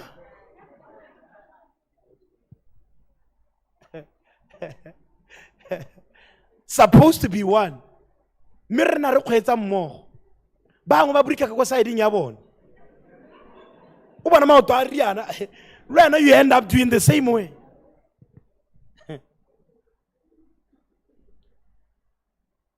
If you enter a love relationship and you don't have a servant mentality, because when you enter with a getting mentality, You are always expecting to get and never giving. People that have a lot always want to give. People that have nothing, they always want to get. That's why you don't enter a marriage when you are bleeding and when you are deficient. Ga mpolele gore wa nthata. Ga wa nthekela ka Valentine. Birthday ya me hitile hell. If the external world is what fits you, and you enter the relationship because you guy you know how we say to show our mindset? O tla bata guy a tsamaya ka Range Rover, o te bo bolela go te ka ro money monna. He abuses you, but you can't let him go because ga to money monna. Ha o te monna go twa ene wa dikoloi wa mantu wa manobonobo. And then he feels the right to teach you anyhow. It is PowerPoint. It is PowerPoint. Never fall for it. Rather be single than to be with a person who doesn't respect who you are, who doesn't honor your individuality. PowerPoints are not supposed to hurt. PowerPoints are supposed to benefit. A good example, I talk a lot. Like I talk. I live to talk. When I don't talk, I feel I'm suffocating. I talk. Even after yesterday's presentation, we got home, had something to eat. I started talking. I told you of the things that are in my notes, which I didn't say because I had to close. But these are the things that I wanted to have said. And then we discussed. She was dozing, but I talked. Your spirit will hear me while your eyes are closed. I talk. You don't give me the space to talk, you are killing me. What water is to the fish, that's what talking is to BF. You want me to dry up? Shut my mouth. That's my PowerPoint. But if I don't use this PowerPoint well, when she has done something I don't like, I will use the same mouth to hurt her. Some men who make money, when their wives have done something wrong, they take the cards. I cut you off. You are wicked. You are going to hell. But because it's your PowerPoint, who pretend like you forgot the other key of the other car in the car you were using so that she can remain without a car because you are the one who bought the cars. Since he likes sex and he has not bought you something or you didn't, so you decide you ain't getting nothing. You are using your PowerPoint. Your PowerPoint is the privileges of God to you. The talents and the gifts of God to you. They are given for you to stand out, for you to have a relevance in somebody's life. But not for you to use them as ammunition. Many people have used their PowerPoints to hurt. A good example is women talking more and men being stronger in muscles or with muscles. They use the muscles to threaten the woman. Your muscles must protect her. Your muscles must make her feel safe, not make her feel scared that you are going to suffocate me again. You are going to slap me again. Now watch her. She no longer respects your muscles because your muscles are used against her instead of for her. Your words are to encourage him. You are the most hardworking man I've ever seen. I believe in you. I trust you. I know you will make a plan. You are a thinker. I like the way you do things. I like the way you always get things done. That's how you are to talk. You are not to be saying,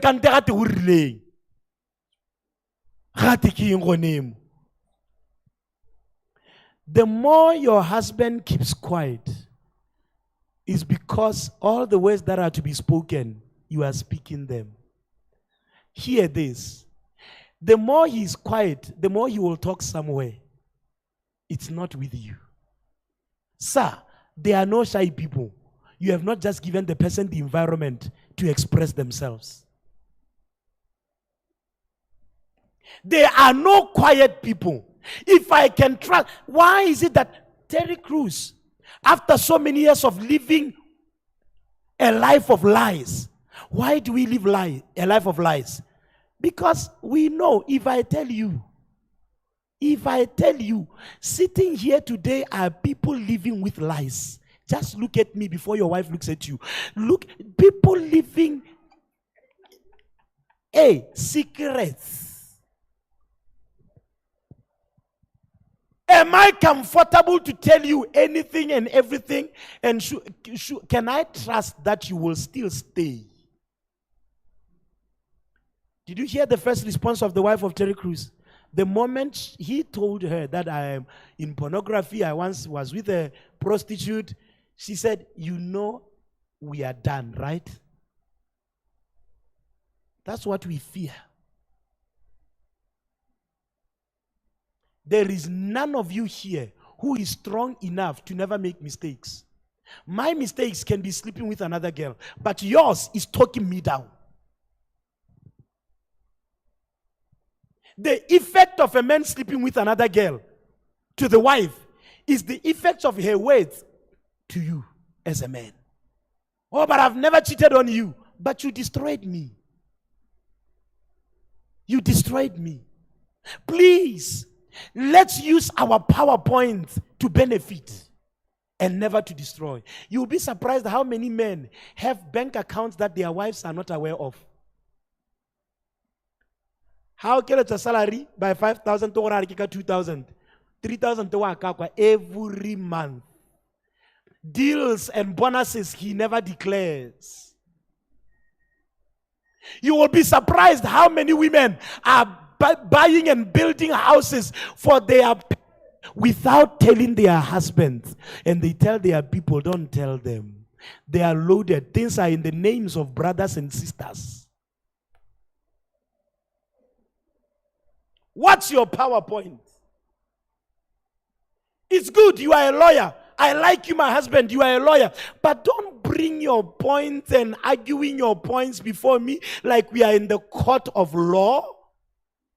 And every time it's about who has won, who has proven their guilt or they are not guilty. Let me tell you, I've learned this by experience. Your wife can look at you and say, but because men always batanya go setse go le late. Baby, ke bereka hele magi a ke ga gona sebe. Your wife can see the way Maggie moves her waist when she passes in front of your car, and she will know Maggie wa go bata. No words spoken, and she will just say, and from her sixth sense, I get tshware Maggie. Men are evidence driven. Women are impression hunch driven. And you know how we shut the mouths of our women? But baby, what has she done? And then it's like, oh yeah, there's nothing. Sorry, baby. And you know what happens? When something happens with Maggie, because she told you, you can't tell her. Because you don't want the I told you so. So you keep it a secret. Tell a man near you, listen to a woman.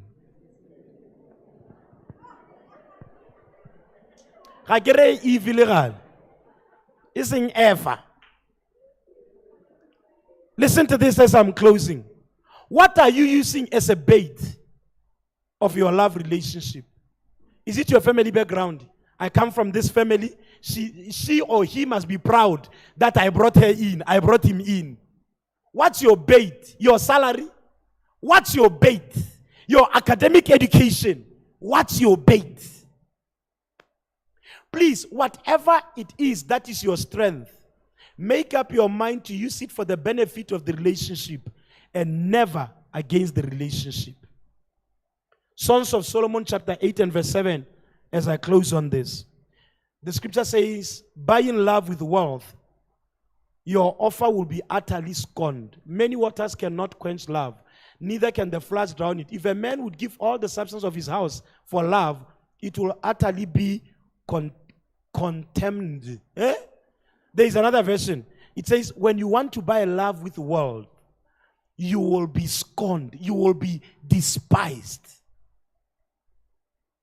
Your gifts are not what buys your person. Your personality is what adds to the relationship. Your difference must be what plays for the relationship and not against it. Please never use what you are strong in to demean your partner because they are weak in that area. Is somebody hearing? A woman can make a lot of money. I once told somebody this. I said, you make a lot of money. So when you are looking for a man, don't look for a man who makes money. Making money, you know it. At least look for a man who's good in sex. Because making money you will make. After making the money, you go home. He settles you. You are refreshed. You now ready to make more money.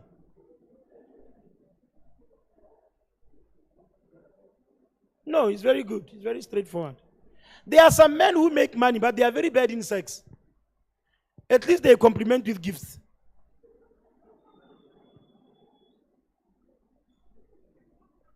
And for your own information, your partner will never be 100% everything. I think my wife has learned to live with this talkativeness. I don't know how she manages. I talk. I talk. Do I talk when I'm sleeping? I'm not sure. I talk. Anytime. When I wake up, I start talking. Start talking.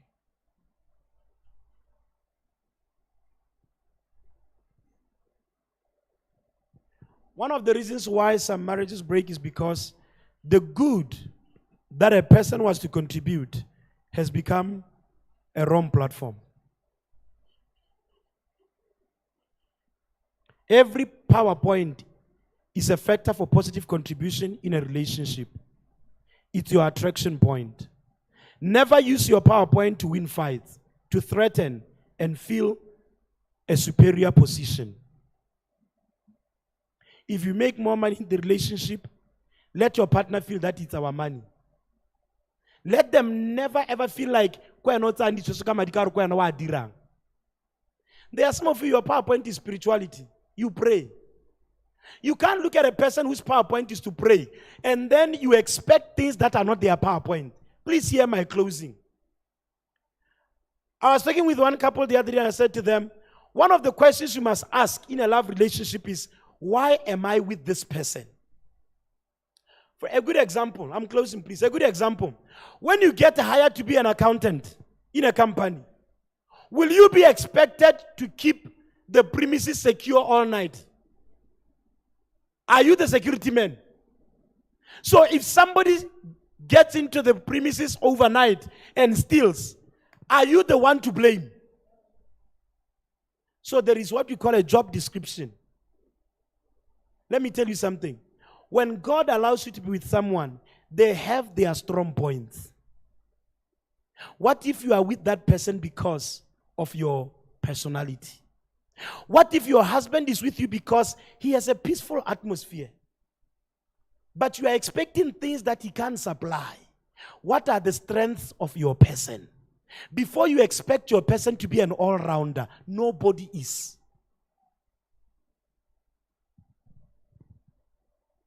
My wife is here. It's not a shame. My wife doesn't like cooking. Kitchen, it's not her. I never bother. Have you ever cooked when we were at home in Palape? Never. She has never cooked. And it's not an issue. If we are remaining and the children are not there, the house help is not there, no problem. Isn't that why we are blessed? Take away. If not take away, when I'm ruti.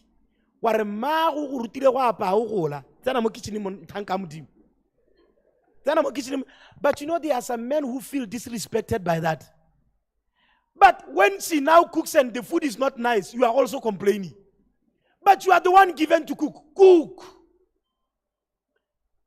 Let's break down traditional mindsets.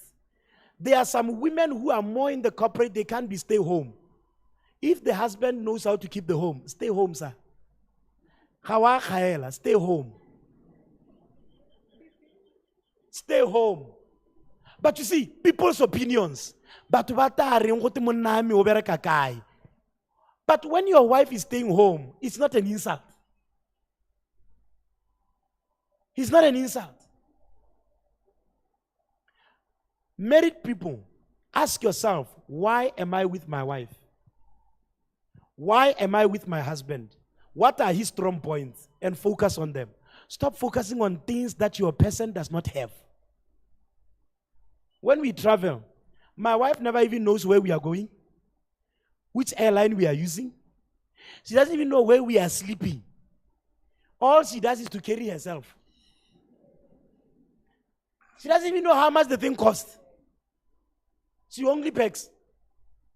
I like planning. I will plan a trip 3 months in advance, 2 months in advance. I will know where we are going to stay, what we are going to be doing every day, this and this and this and that. Imagine me, look, if we are traveling from here, we are going probably to Palape. My wife won't even think that we need to have water in the car as we are going, or even refreshment. She doesn't even think that.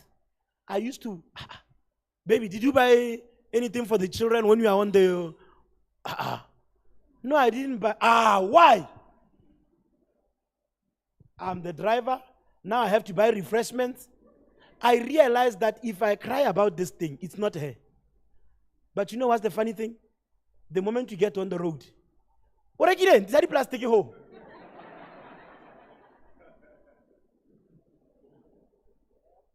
Even in the house, she can't buy one biscuit, but the moment I buy it, she eats all. She will even ask, how want to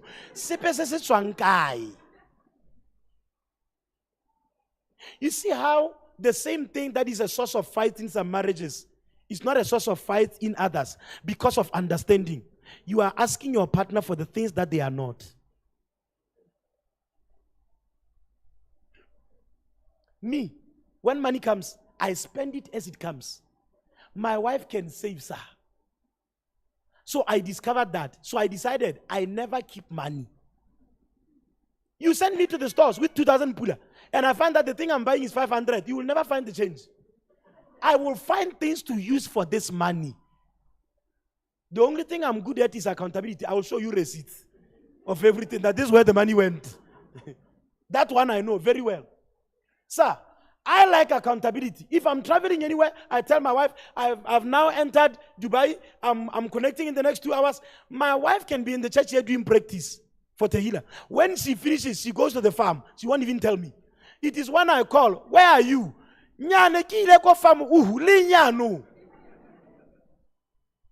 I can fight with her over not being accountable with her whereabouts. I realize this one is me. I'm not accounting because she's asking for it. Please, never expect your partner to be you. What you are bringing is you. If you are the chef of the house, they don't have to cook. You are the one who's bringing cooking. Can I give a dangerous one?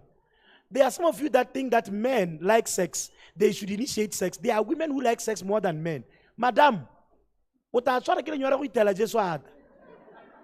if you are the one who is the sex master, initiate it every day until Jesus comes.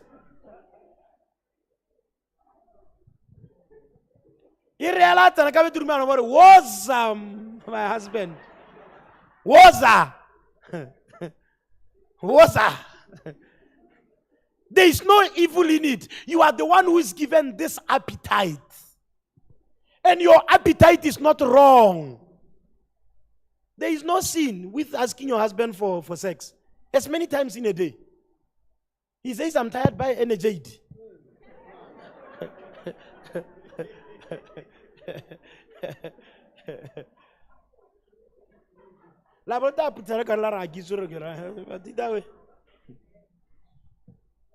Whatever is your strong point, let it work for the relationship. Never feel insecure to let go of power when you realize you are not strong in an area. If your wife is a good decision maker, leave her to making decisions. Don't try to play the man card. You know your decisions always end sour. So leave it to the wife. She is smarter than you mentally. She may be smarter than you mentally, but you know that, when we go in other places, you settle her well. That's why she's refreshed to think. She's satisfied.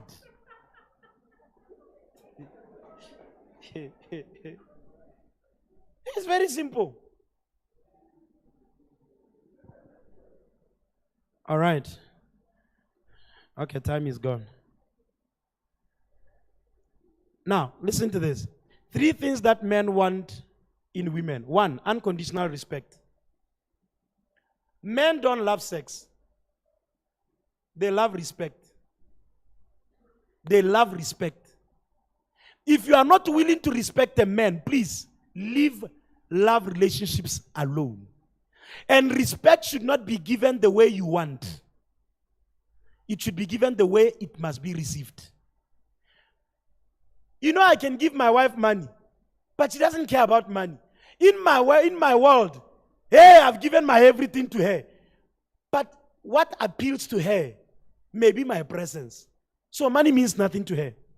Ask your person, what does respect mean to you? Maybe you are thinking you respect your husband, but you are not respecting. To him, it doesn't add. You think cooking means respect. For him, respect means when I ask for sex, can I not be denied? And anytime you don't deny him, he feels that he is the man of the house. Even wa go ra ro skwa pa mogatsaka o skwa tlina mantu wana sponono sami o ta ro tswa phakela utela monna a tline jarata a thatse dikoloi ka goreng o mo setletsa kere hey go tswetse. Men want unconditional, and the word unconditional is important. Unconditional. Don't respect me when I have money. Most women ba itumela ha monna na le balance e rileng. Hey, monno ke mo yo nyetseng. Wena ke tshentshile se hane sa me ke isa go wena. Hela ka gore balance ya re na kwa itseng gore ha gona sepe ka kwa. Motho ta ba ta hela o itsekeng o ka re ga na sepe. Dumela ra go banyana. O teng so hey ke la pile ke go roba loud. Na kwa itseng gore balance e rileng o ta tsoga breakfast in bed. Stop being gold diggers. Your respect must be unconditional. 1, I have said yes to you as a man, and you are the man I have chosen to respect. Let me say this. Some women respect their bosses more than their husbands. That's demonic. I've said it in this church. Any woman who respects me more than their husband, you are going to hell. You can't respect your pastor more than your husband. You come to church, my pastor. When on tapelang ke be ke rapelega. When on ring how in Jesus' name ke be ke re I receive. You better receive from your husband. You better receive. Your respect for him must be a sure thing. Let me tell you something. A man you respect, there is no length he won't go for you. Number 2, men want women who have self-control. Control of your emotions, control of your tongue, control of your habits. How ka kwa ja o ka re wa re ga gona dijo ka moso. O jela ruri, o taja, o ja, o ba o matsuka ka menwana e 10 o jam matsogote. Control your habits. Control your emotions and your tongue. You just talk anything. You only think after you have spoken. After you have expressed your emotions. I'm sorry. May I pass through this? People, in love relationships, I'm sorry doesn't work. I will qualify it. You cheat on me and you say I'm sorry. It doesn't take away the fact that I'm wondering why you left. What you saw in him. What you saw in her.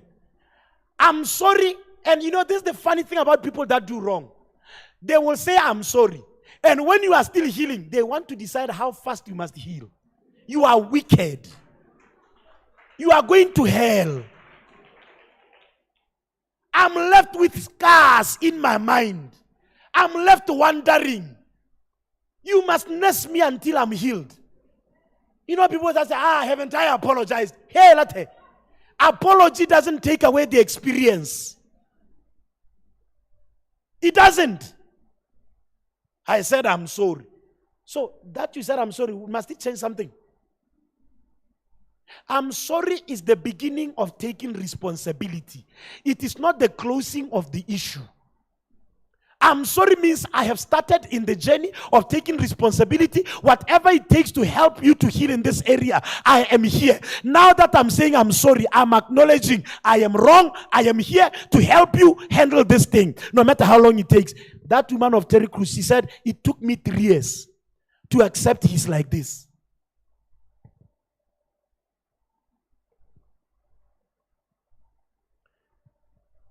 Every woman that is in control of themselves, you become sexier than your body. Be in control. Number 3, men want women that are teachable. Women that are what? Teachable. Why? Because we are given the mandate to lead. So we want somebody that we can teach, lead. The greatest day in a man's life is when he sees his partner becoming the things he thought. He may not say it, but deep inside he's smiling. Yeah.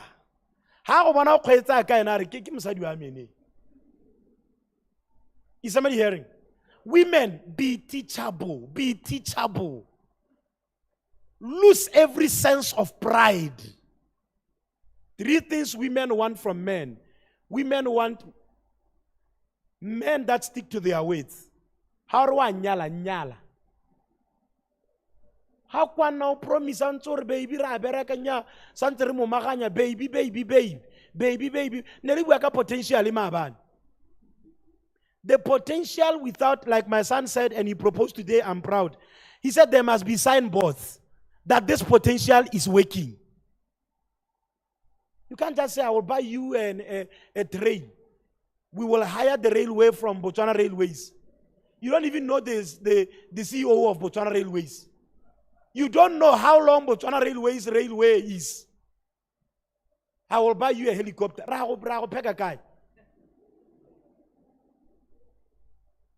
You are accountable to your promises. Women easily follow words. Do you realize that it's women, when you want a woman, it is words that proposes. It is words that get her in. The words I love you, they hit differently in the heart of a woman than a man. They hit differently. Men want actions, women want words. That's why women are easily deceived with words.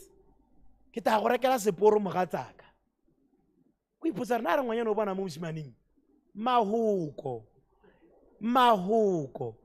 You realize when Satan wanted to get the mankind, he didn't go to Adam while he was still in the ground and say, Brayak, he went to the woman, they conversed. Women, understand yourself also.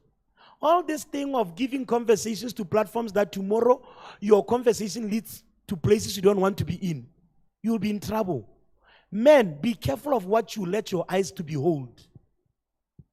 Sir, sex for a woman is not an act. Sex for a woman is an art. You know, a man can work the whole day and not think of the wife. Get home, immediately he wants sex.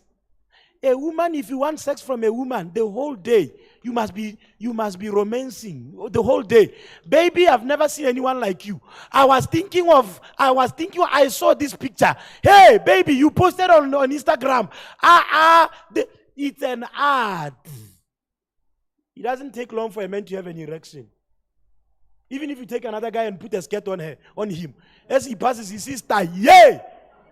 There is one boy on social media who does makeup and dresses like a girl.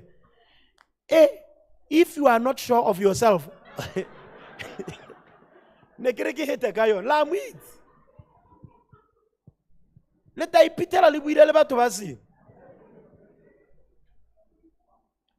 women want men who stick to their words. Words speak of security to a woman. When you fulfill the promises you made to a woman, you are winning her over and over. A selfish, detached man is the greatest turnoff. Security, which is in words, is proven through sacrifice. The words you say, the decisions you make, your stance, they prove that you are here and you are here for us. There are moments you have to sacrifice men conference for your woman. Is somebody hearing? Your actions are the proof of your words. When you are a man of your word, you have already gotten the woman. Listen to this closing. Number 2, women want a man of vision. A man of what? Where are we going? Can you paint the picture of our tomorrow? And you take steps that prove that you are really going there. When I met my wife, sir, I told her, I said, I'm a pastor. This is where I'm going. This is the picture of tomorrow. This is what I want to achieve being a pastor. I will never beg people or even swindle them of their money. Never. This is how I will operate. I painted the picture. An average guy just says, I love you. If we take you as a wife or as a girlfriend and ask you, wanale musima niyo, arewa guy, how ka skwa re bolela?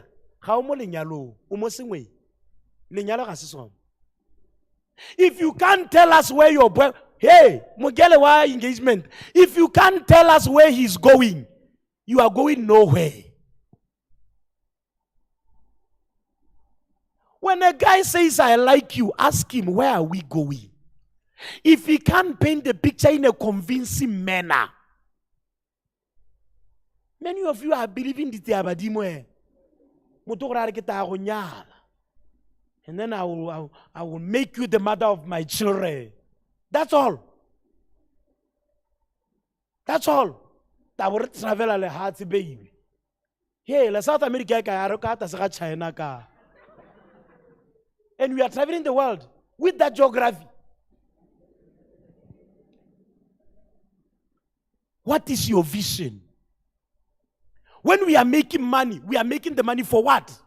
Your vision determines who you are bringing in. When you paint the picture of where you are going, I see my relevance in your life. In fact, I'm willing to change my surname to yours because we are going somewhere.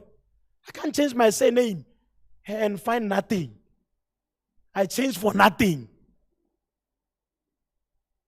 Sir, women sacrifice a surname to be with you. The best you can do is to honor that decision and build a surname that is worth adopting. Like, you made me an honorable woman. Right now, your wife, is she proud to bear your surname? Yeah. That's why women are doing double barrel. Because barrel, hey, I can show, or I can second listen to little lamb. Double barrel, because when you have a clear picture, the woman want one double barrel. Because where I'm going, the surname is enough. I met my wife, I had no surname. I built my name. I built myself in the market. To the point that even last week when on her birthday and we were in Cape Town, somebody stopped there and said, are you the pastor's wife? I was ahead of her. I came back and said, who's stopping my wife in a strange land? They said, you are the one. We follow you, we follow you, we follow you. We follow you. The only people that know your name are the girls you are chasing on DMs. Look at your name. Just look at you. The worst thing that can happen to a woman is to have a surname of a person who's not serious, who has no respect. You are 39, you are 45. O netse go romela bananyana ba ba 20 dinepe o le mampona. O romela dinepe tsa bonna ja ga o thabi ke dithong. At your age, with your white beard, you are going to hell. No, re kopana leng mo Facebook. How to nthumela senepo sa hao ntse yana.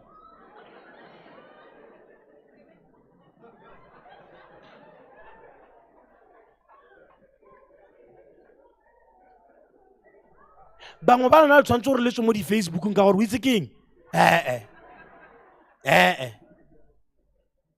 At your age, 55, you are doing TikTok dances. Reketeke.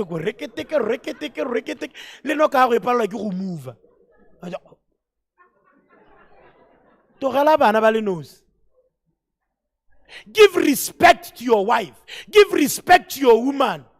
E re ha batho ba mmona mo toropong ba re ke mosadi wa ga semamang. Ke mosadi wa ga semamang. All this nonsense. Be a man of vision. Number 3, finally, women want men of truth. Men of what? If you want a love relationship as a guy, please deal away with your lies. If you can't tell the truth, forget relationships. The truth with your feelings.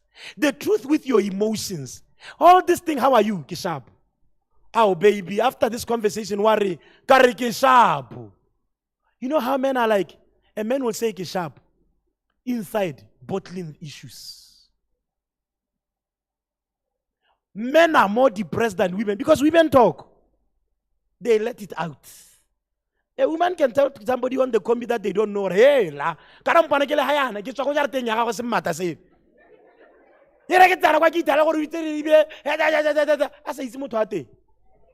More women come for counseling than men. More women. Most of the times they try to drag their husbands. Ah, baby, re tabere bolela batho dikgang tsa rona. O paletswe ke go di solve, a re go bua e. Nya re ta bakanya. After 2 years, the issue is still pending.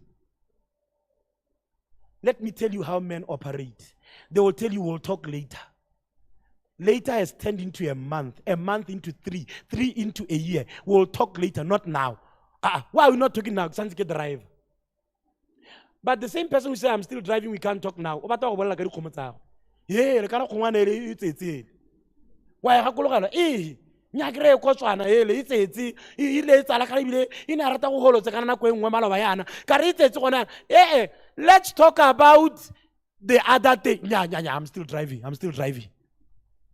When we get home, baby, it's very late. Let's sleep. After love train, let me sleep on it. In the morning, let's talk. Hey, we are going to work. I have a presentation. Women want men who are truthful. Let me tell you something. I am teaching this. I am also working myself on it. It's a nature that we inherited from Adam. Adam tsa uja ta gasu. Ga bo tsoro wa peile yang o tsentse gasu. Dede. Se moi.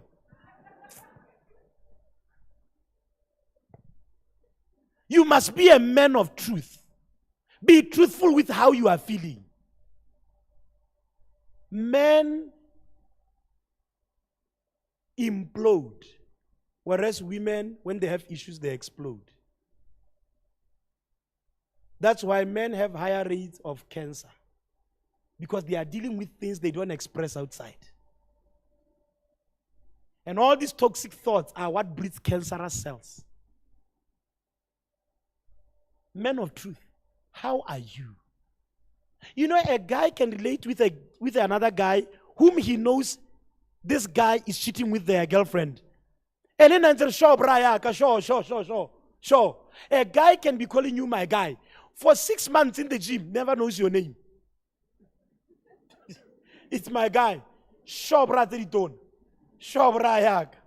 Sure. They meet in town. Sure, Brayak. Because men never want to express. When we start talking, they get confused. They get confused.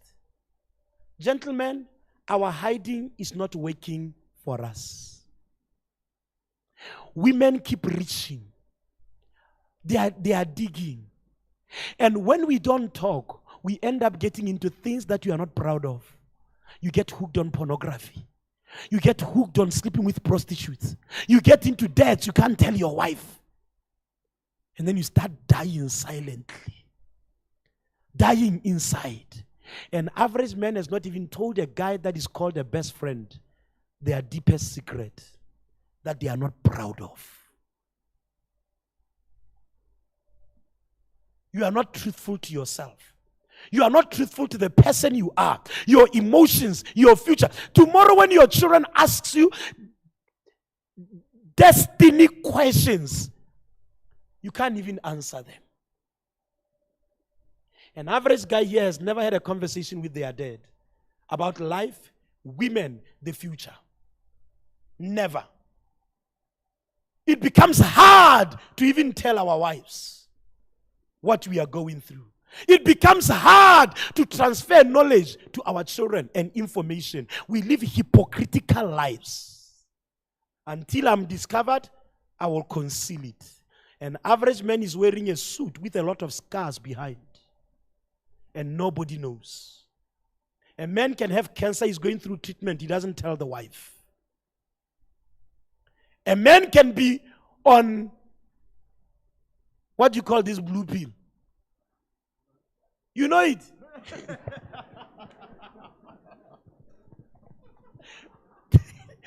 A man can be on Viagra and never tell the wife. A man can be visiting the doctor and never tell the wife. And you know how we say it? I'm protecting her.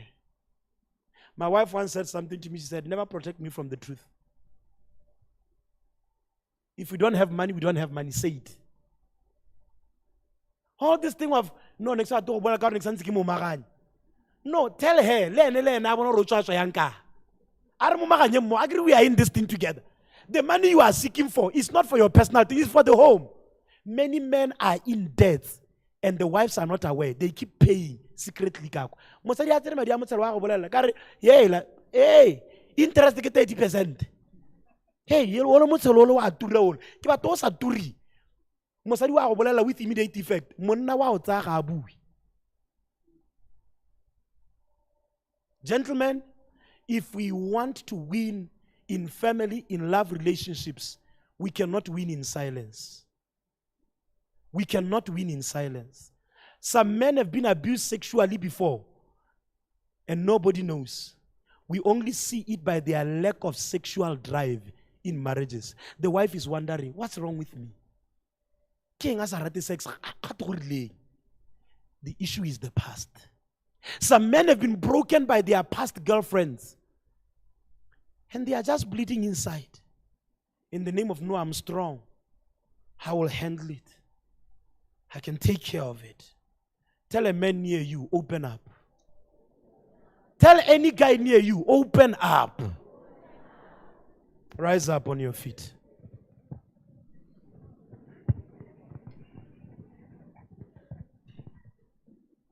Be bold enough as a man to state your truth. Let me tell you something. The happiest women are the women that their men express themselves to.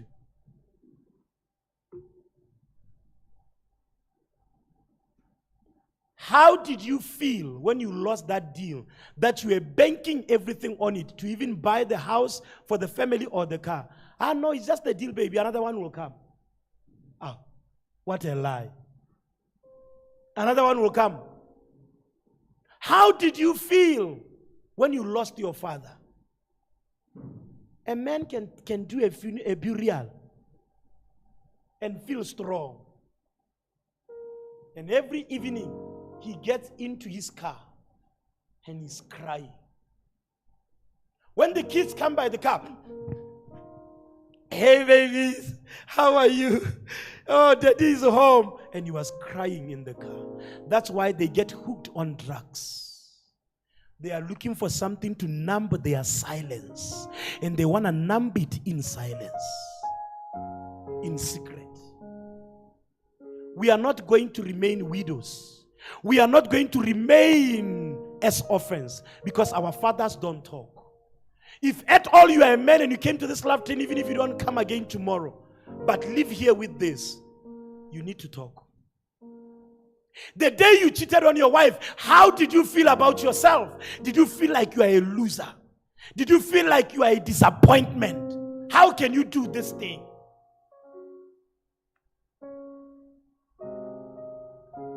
more women are becoming widows. More children are becoming orphans. And watch this. Whew, I'm getting it, Lord. And when I say they are becoming widows, I don't mean there was a funeral. The worst kind of a death is a present death. You are here, but you are dead. I'm trying to reach forth. I'm trying to love you, but I'm pouring into a dead soul. I'm trying to believe in you, but you are dead. I'm trying to make you proud as a child, but it seems like you can't recognize me. You don't recognize because you long died. You died the day you cheated on mama. You died the day I had to leave English medium to go to another school because you lost your business. And that day I saw a different day. You died there, but dead, not present.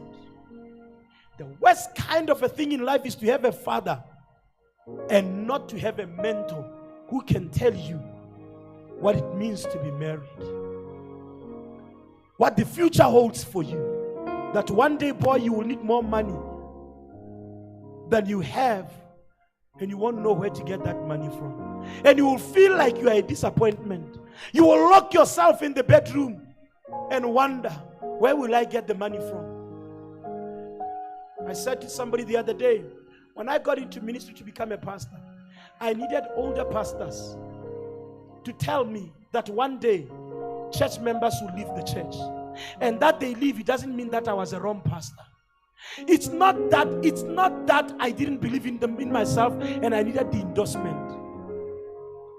Bishop Jake says he used to think only small boys need fathers. He said, I never knew that grown men need their fathers. I am here today. I want to know if my dad is proud of me. Am I a good father to my children when you see them? There are uncertainties and questions that come our way, that we need somebody to say to you, I know you failed, but you will get things done. I know you fell down, but don't stay down. Men are more scared of failure than women. We are more scared of getting it wrong. One of the reasons why some men have premature ejaculation is because they want to get it right. And that anxiety is what makes them to have premature ejaculation. Because they are anxious. But men, because they are performance driven, they want to perform. They want to provide. They don't want to look like they are losing the plot. The reason why they don't want to go for counseling is because they don't want to look like they are stupid. They are not able to guide their household. And they need another man or a woman to be telling their stories to. A man who's bold enough to seek help is a real man. Let me tell you, your wife will love you the more, not because you solved the issues or the situation, but simply because you sat down with her in front of a therapist, a marriage counselor, because you came to Love Train with her. The fact that you said, even if you didn't take notes or you had nothing, the fact that you came, your wife will be more proud that, baby, at least you are receiving words that can help us. I am pleading with all men, young men at your age, 18, 17, 16, don't bottle things up. Don't keep things bottled up. Start talking. You are not being womanish. You are not being weak. You are not being weak by talking. Talk. And while at it, ensure that you have the right platforms where you are talking.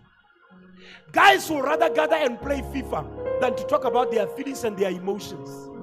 They will rather gather and watch Manchester United and Manchester City than to talk about the real issues of life. The most painful thing is to watch a soccer game with a guy celebrating his team for him to commit suicide that same night. And you are like, but you were with him, watching on the big screen. It was his last moment of joy. It was his last moment. He was saying goodbye. Ladies, as much as you talk, please talk in the right places. Men don't want to be ashamed with their issues. Di everywhere. About everything and everything that you are.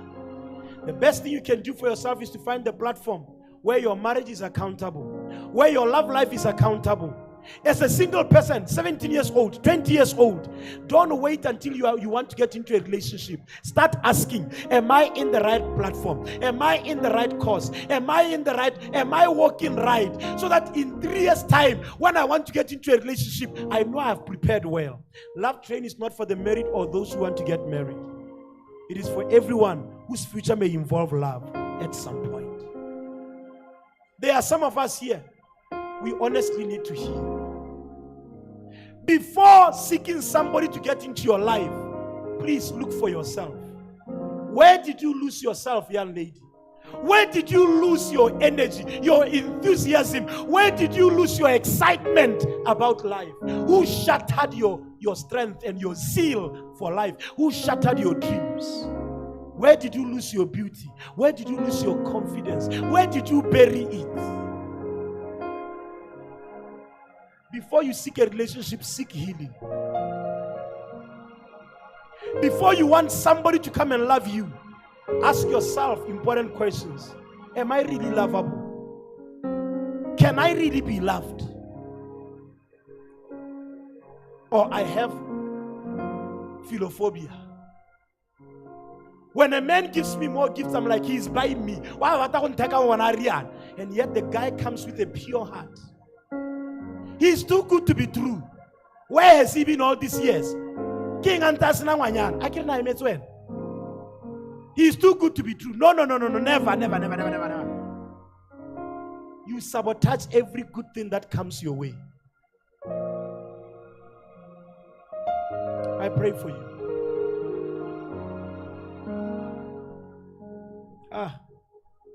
Before I pray for you, ladies, please, I beg you. Stop trying to be masculine.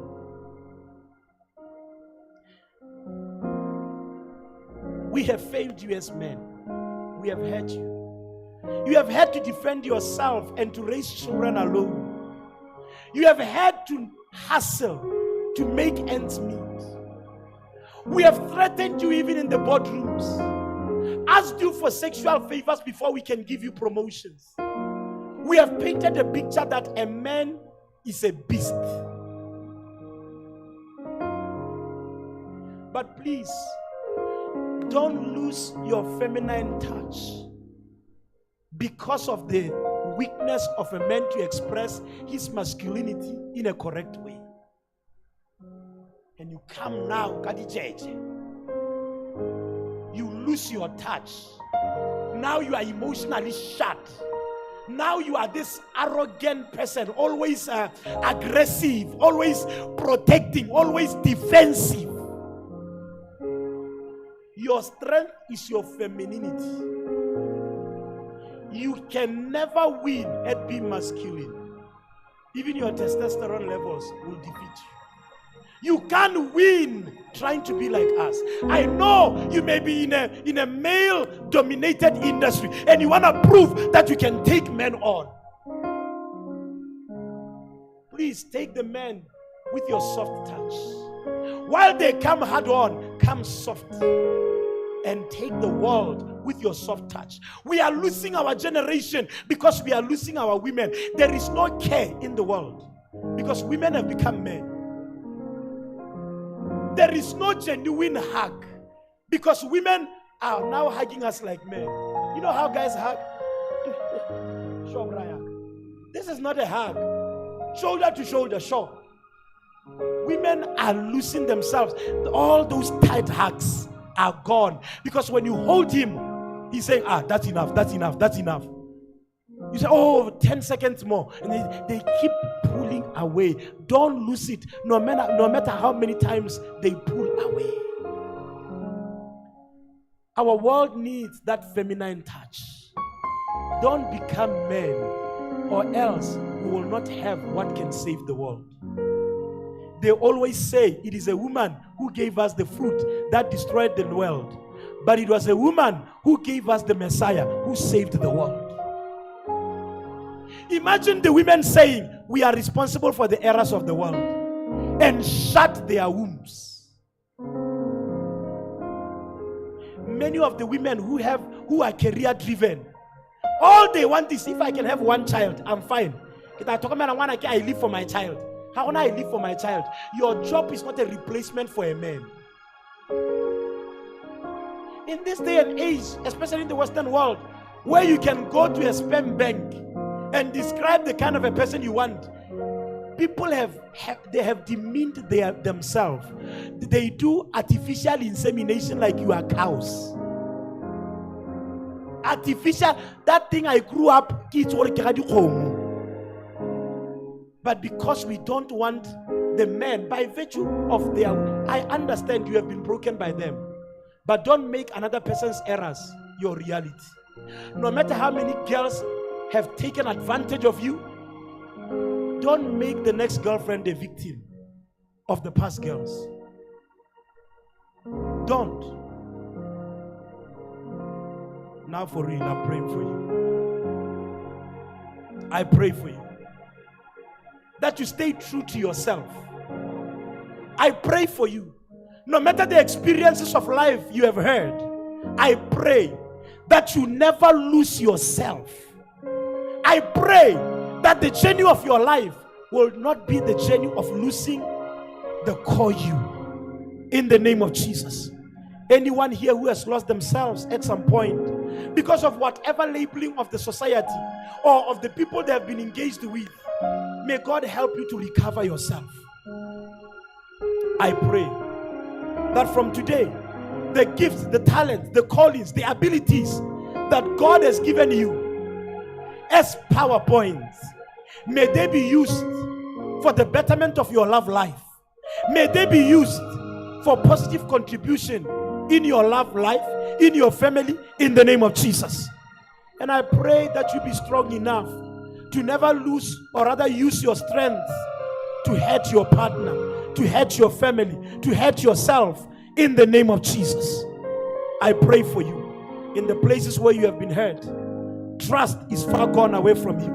In the place where you have been shattered, may Jehovah God heal and bind the broken hearts in the name of Jesus.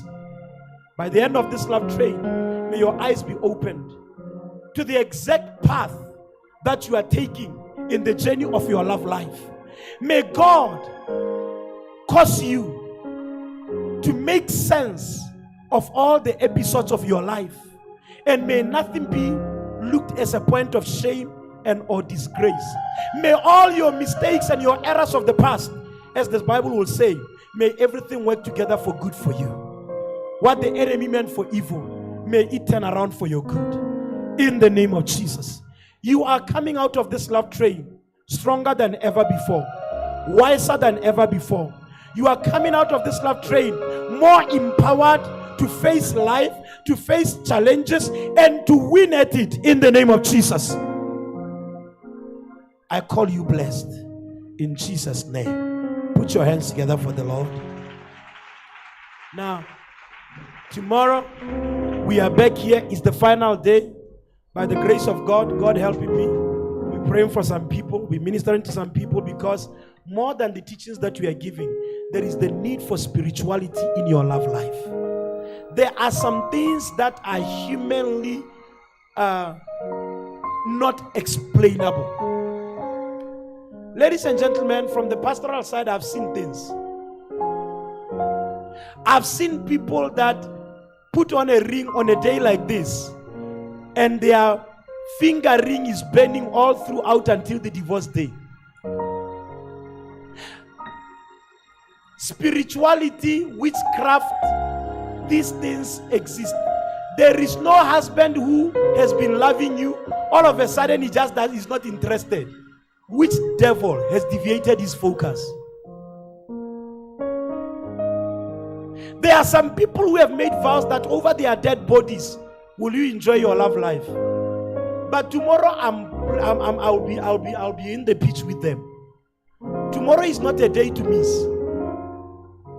Anything that must give way must give way. Anyone who was supposed to have been married 2-3 years ago, but somehow Satan, his people, have withstood your marital destiny, I'm with them tomorrow. Don't make anything to cause you to miss tomorrow.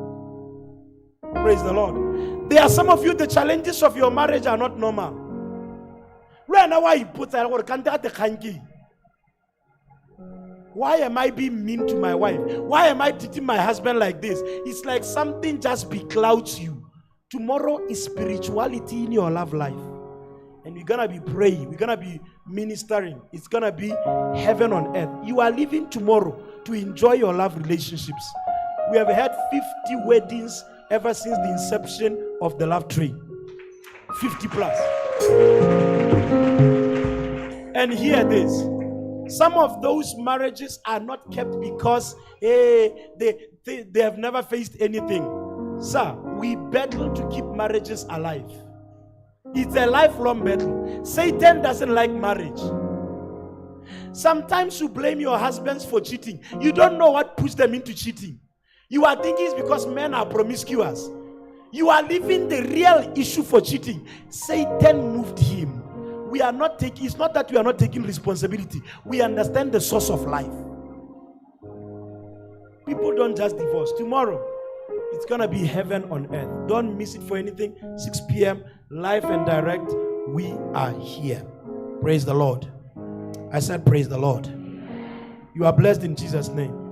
Tomorrow, liking it, maybe First Lady will minister a little bit and then we get into the other things. Right? The Lord bless you. See you tomorrow. MCs, you can come up. I don't think after that I have any more words to add on to what was said. A round of applause, please, for our spiritual parents.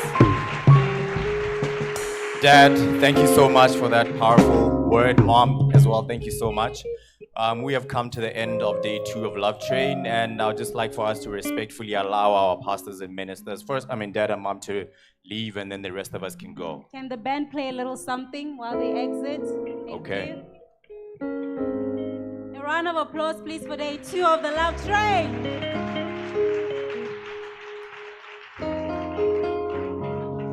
And a big kudos to you for coming out here when it's raining, right? I think y'all deserve a congratulatory applause. All right.